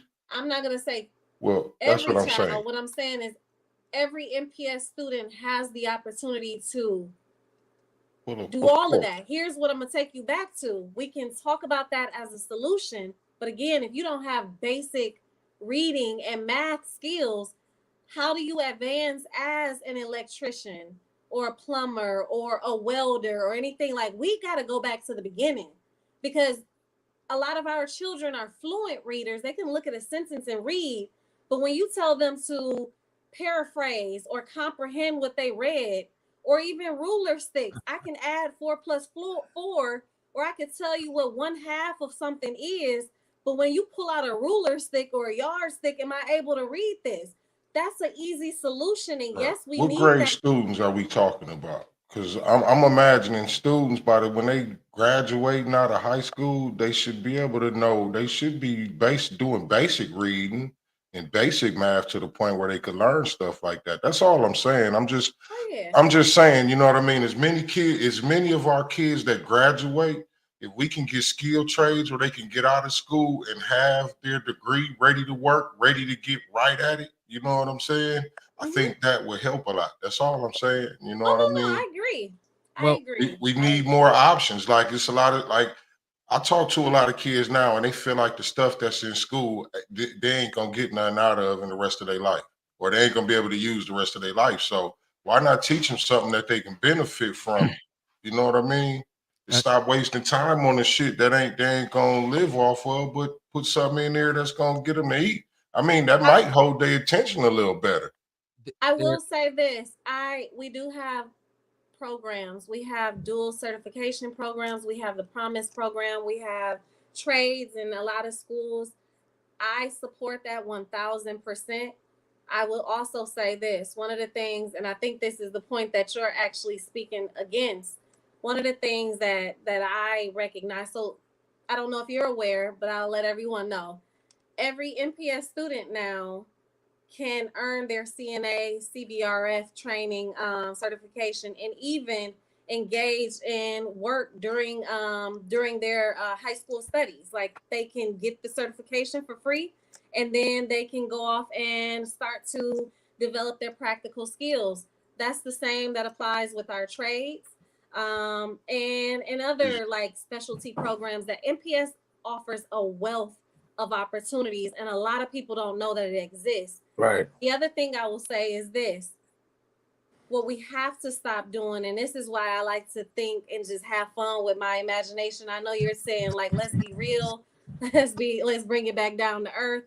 But what hurt my heart was when I met a student who was a CNA, and she thought that was nursing. And it's like in other schools, you start as a CNA and you work your way up, but you wouldn't know to work your way up because you've been limited to think that this is the ceiling, and then there's no exposure. So even with the trades, why can't a welder achieve or strive to be an architect or a developer or an entrepreneur who builds homes? We can start there, and for some that may be it, and that is absolutely okay, because let me tell you, a plumber makes more than I do, and an electrician makes more than I do, and that's as a teacher, as an intern under Obama's first administration, Capitol Hill, I only made like $27,000. They make more than I do. But are we teaching them that the sky is the ceiling, not these bars that we lower for them and have them thinking that CNAs are nurses or welding is the end all be all? We have to teach our children to dream and to achieve greater too. So I agree with you. Well, I understand what Kamar's saying, because You know, in the what early, Kamar's and talking I about say that shop because in the school as a, like, we used to have shop, right? We Yeah, used to have shop class, and that's gone. But I will say the it's not going. MPS puts, well, the way we had it in middle school, we don't, you know, we had metal shop. I'm old, Oh yeah, but no, but I know. MPS does have their apprenticeship. I worked with them, their apprenticeship program, and that kind of connection to MA. I also worked at MATC, so I know that there's a strong connection in trying to draw students into vocational education. Mhm. Where's jumped off the line at, I don't know. I'm just saying it's there. They had the welding training certification free at MATC, and we had to take it out and put it in Oak Creek because none of our kids were going. That lack of exposure. Yeah, so it's a whole It's bunch of things, but sad. I agree with both of y'all. I see where both of y'all are coming from on that. Go And ahead, yeah, you we Kamar, on know, because the we got to same close this page. thing We down. all looking for suggestions about, you know what I mean? Like something that can win. We on the oh same yeah, page. Carrie Walker said, I worked with a young lady that was special ed through high school, and when she graduated, she became a business owner. Thanks nice. to programs that were offered to students in Brookfield, they helped her open it. I'm just closing this up. I'm gonna give Dion a chance to call in before we go. Dion said Courtney was ratchet for smelling like weed in the IEP meeting. Fresh air. Scott said fresh eggs. I don't know what Scott's talking about. Courtney said, I do not be at those white folks' school smelling like weed. Well, you're going North Division, like I'm saying. You going Harambe, Chiefed out, but not Brown Deer. Like, well, you can't say Brown Deer no more. Michael Harper said, post a policy so folks stay engaged. Well, we moving Absolutely. towards that.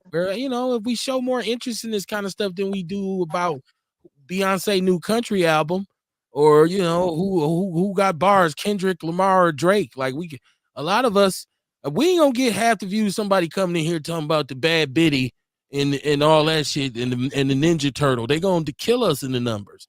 Black people got to show the desire to want to learn. Give us more like, that's why we don't have black news channels now, because we ain't watching it. We watching TMZ. That a trip. Michael Harper said return on investment simple. Absolutely. Earl Henny said money used for house remodeling and a new truck. Somebody got a new kitchen. Miss Williams in the chat room, she said, absolutely, you work for your constituents. Come to the meeting on 4/18/24 at 5:30 p.m. and 5225 West Valete, and support Director Carr, who supports our children. We have to come out to make a change. Earl says a good way to steal the money is from educated people. How would they read it to find out, right? Like, he said, when your friend gave you $1 million, I guess it's not missing. Well, you know, that were they friends? Michael Harper said what's missing is the results, which do not reconcile with the expenditures. Spoken like a comptroller. All right, like that why y'all didn't come on, man? I'm still mad And about that. they I got them it. two brothers, because one of the big reasons. Two brothers, man. Them two brothers in them high spots, man. I voted for him. I voted no against the referendum. I ain't been voting like 4-5 years. I just feel like it's horrible. You know what I mean? That we got them two brothers in them high spots, and then we got this other good brother that's more than capable of his job. You know what I'm saying? But they endorse somebody else. Yeah, that's the whole I conversation. feel like that was horrendous.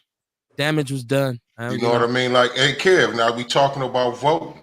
Like, how do our people know who the right people to vote for if this type of shit is going on? Yeah. Well, they gotta search, man. Sometimes you you gotta see look. what I'm saying?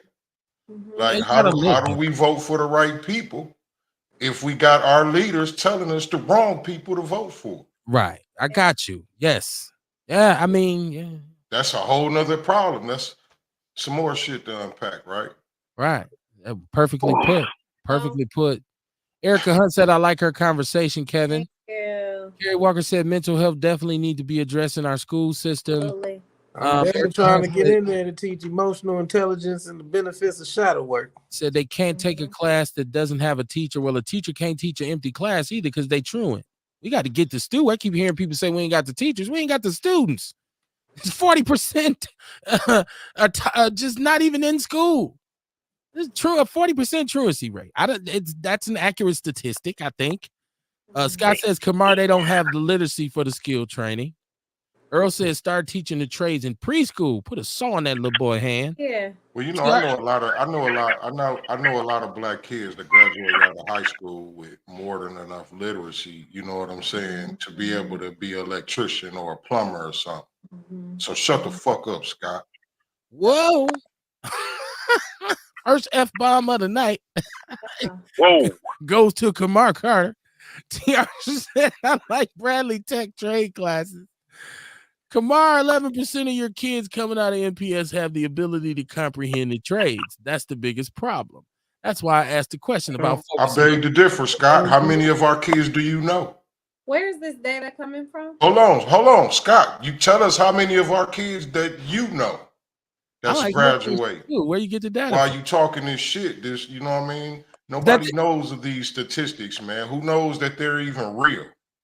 Is that in the DPI report, my sister? I know you look at it like I do. I'm not familiar with that at all. 11%. I would love to see the source. 11%. Not familiar with that at Pretty all. low. Because if I'm correct, they got to pass certain tests to graduate, right? No, well, they don't do the competency test like we used to have it. So the citizenship test is a requirement. Actually, ACT, I think they're required to take that.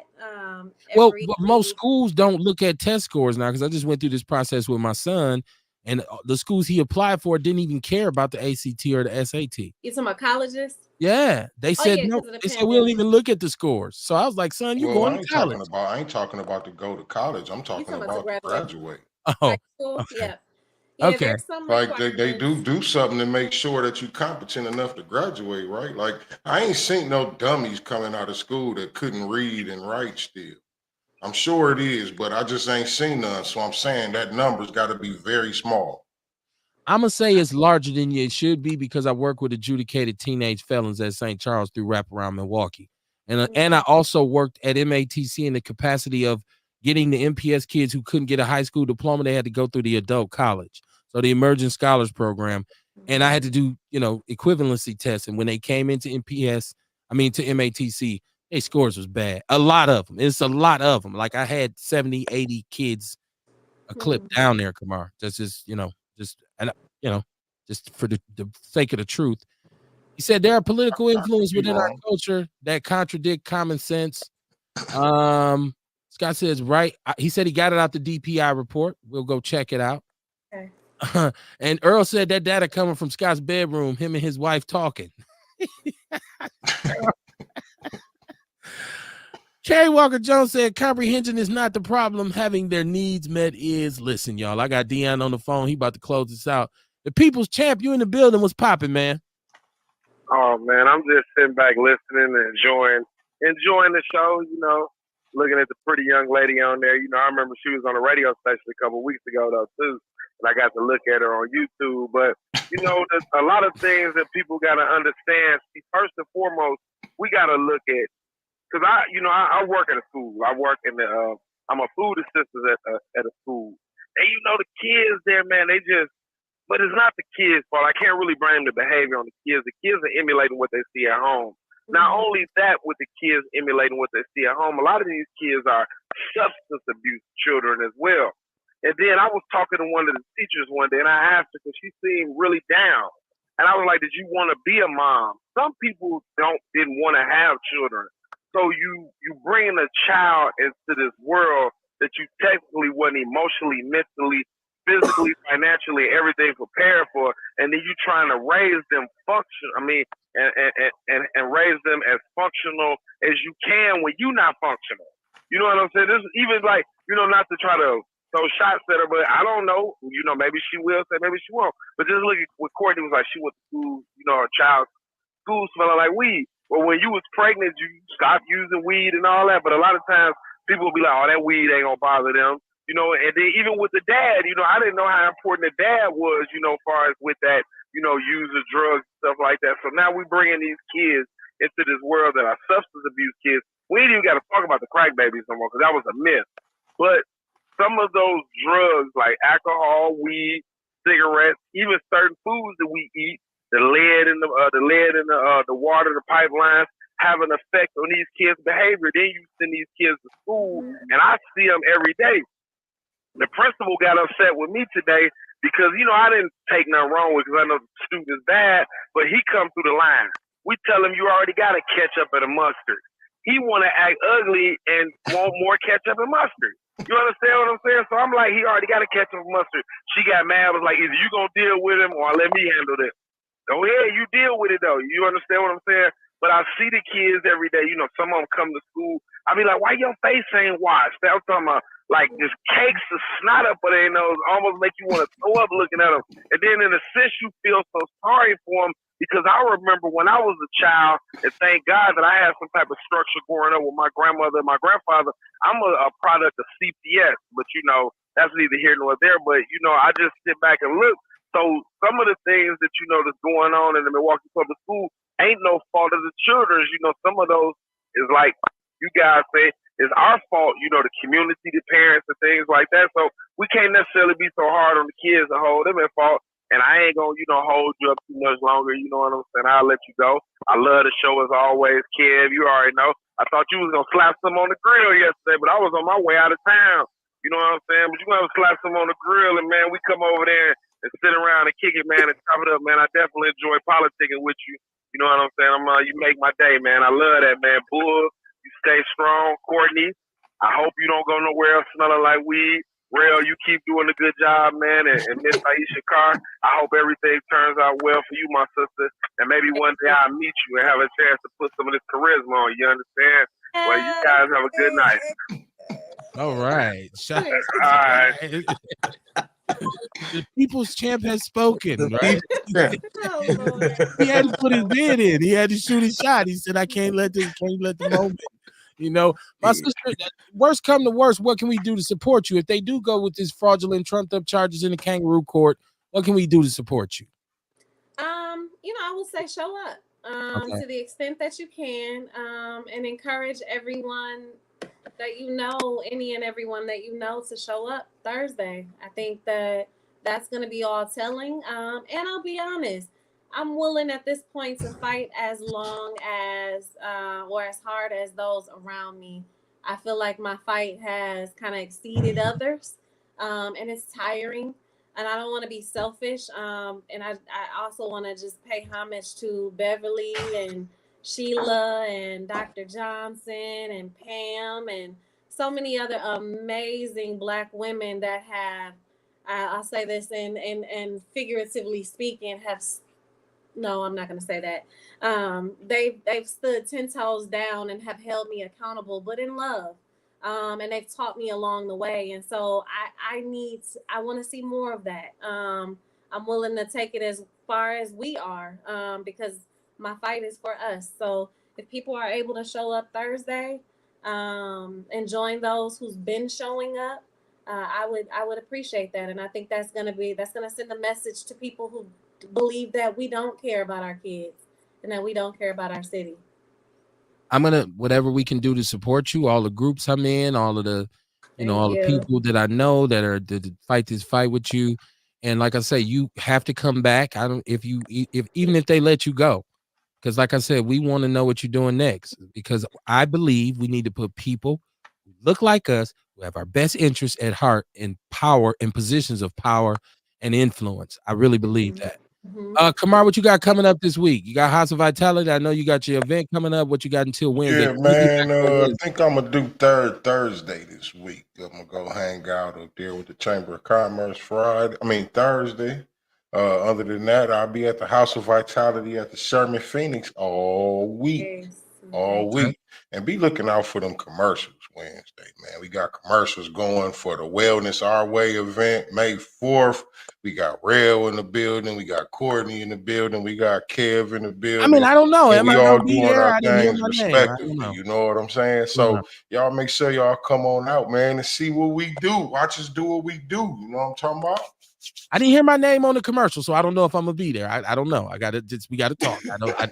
I don't know if I'm gonna be. I didn't hear Outlaw. I didn't hear Kevin. I didn't hear nothing. Like I told you, man. Hey, the commercial only got so many seconds. Right, so as we go, they're gonna be rotating. Kevin Barnes, right? It takes 2 minutes to say. I get it. 98.3 is where it's playing, right? Yeah. Okay. Real, what you got popping? Same old. You know, dropping knowledge on TikTok and Facebook. Higher Frequency, HIGHER You know, still promoting my book, 12 Steps to Becoming Your Own Dope, where I do talk about the importance of emotional intelligence, critical thinking, and being brave enough to speak out against things that you feel are not right, and being brave enough to be an independent thinker. You know, then I still got my gratitude journal, helping to cultivate a lifestyle of gratitude. It has the mood tracker in it, so you can keep track of your patterns so that you can identify them and address them. It also has the coloring pages to help with anxiety and depression, as well as the gratitude affirmations. Those both are available on Amazon. And, you know, like Kamar said, I'll be at the wellness event teaching a segment on emotional intelligence and having some of my books and journals available. All right, I want to close this out by saying O.J. Simpson died this week, and what is his name? Jenner. What is Bruce? What is his girl name? What's his lady name? Caitlyn Jenner came out and said, "Good riddance," and somebody put in the comments, "You next, Miss Doubtfire." So I thought it was funny. Damn. But I want to say this. I want to put a bow on this because I was alive. I know, right? Your ass next, Miss Doubtfire. Yeah, real shit. And so, but I was alive in the 90s. I'm an old man. I was in college in the 90s, and I came from a time from about 90 to 1994 in which, crack epidemic aside, we continuously watch miscarriages of justice be perpetrated on the backs of Black people. We looked at 14-year-old Latasha Harlins in a corner store in LA get murdered by a Korean grocer over a bottle of juice. We looked at situations where Rodney King was beat damn near to death on VHS cassette and the cops were exonerated. It was endless death. Yusef Hawkins in New York. It was cool to just get rid of Black people whenever you wanted them to. Historically, I come from a city that set the precedent for Daniel Bell and Ernest Lacey. So Black lives have often been wasted here. We got to a point where we was tired of the bullshit. And here's OJ, who, by the way, was not a friend of the people. He's famous for his quote that everybody can't be Martin Luther King. I'm just OJ, right? I'm just OJ. That's all he was OJ. He was this successful football player who had worked his way out the projects, just in case you don't know, worked his way up from the projects, got into the NFL, was a bona fide superstar, phenomenal running back, married him a good white woman after he divorced his Black woman and her kids. So at that point, we didn't even consider OJ one of our own, right? But along comes this trial where he supposedly murdered his wife and her confidant. I don't know. Allegedly, wasn't there. At this point, I don't know if I really care. But the charges came out. We seen the 15 mile per hour police chase. We seen that. We watched that on the news.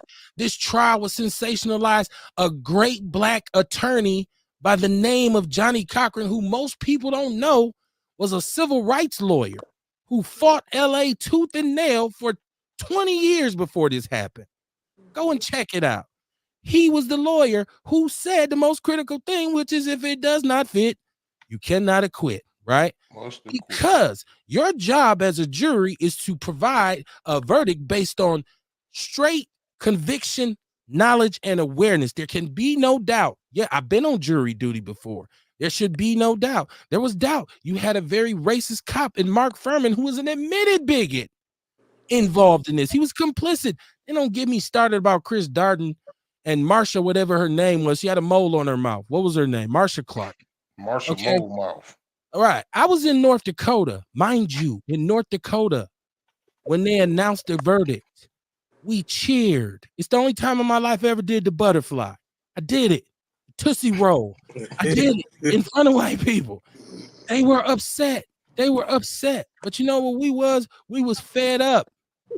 So all you hypocritical white people who want to come out now and talk about OJ did, first of all, you don't know what happened because you wasn't there. And it's a tragedy that this woman lost her life. I'm not dismissing that at all. But when it came to what we had seen in the early 90s and even before that, based on the treatment of us in this country, we was ready to say, fuck it, we don't care. And I'm going to tell you this about most of us. To this day, we still don't care. Because it's time for us to cheer for us. It's time for us to say, hey, what's good for the goose is good for the gander. What did I just tell you? We're going to stop complaining and start playing the game. Meaning, what do? They commit a crime, and then they get a great $1 million lawyer, and they beat the charges. Look at your man Trump right now. Look at him right now. White people, you are hypocrites. I'm here to tell you, and enough is enough. I say this all the time. Behind every great fortune is a great crime, and behind every great crime is an old white dude. That's what it is. And it's time for us to accept the truth on that. My sister, I want you to come back. I love having you here. Your insight was powerful because we need people that are going to talk about what's going on, but also take actions. And that's how we get to, if your criticism of the community outweighs your contribution, you're probably a coon. We'll see you Wednesday night, man. Peace and love. Good evening. Wait, I wasn't ready. I'm gonna have to get a couple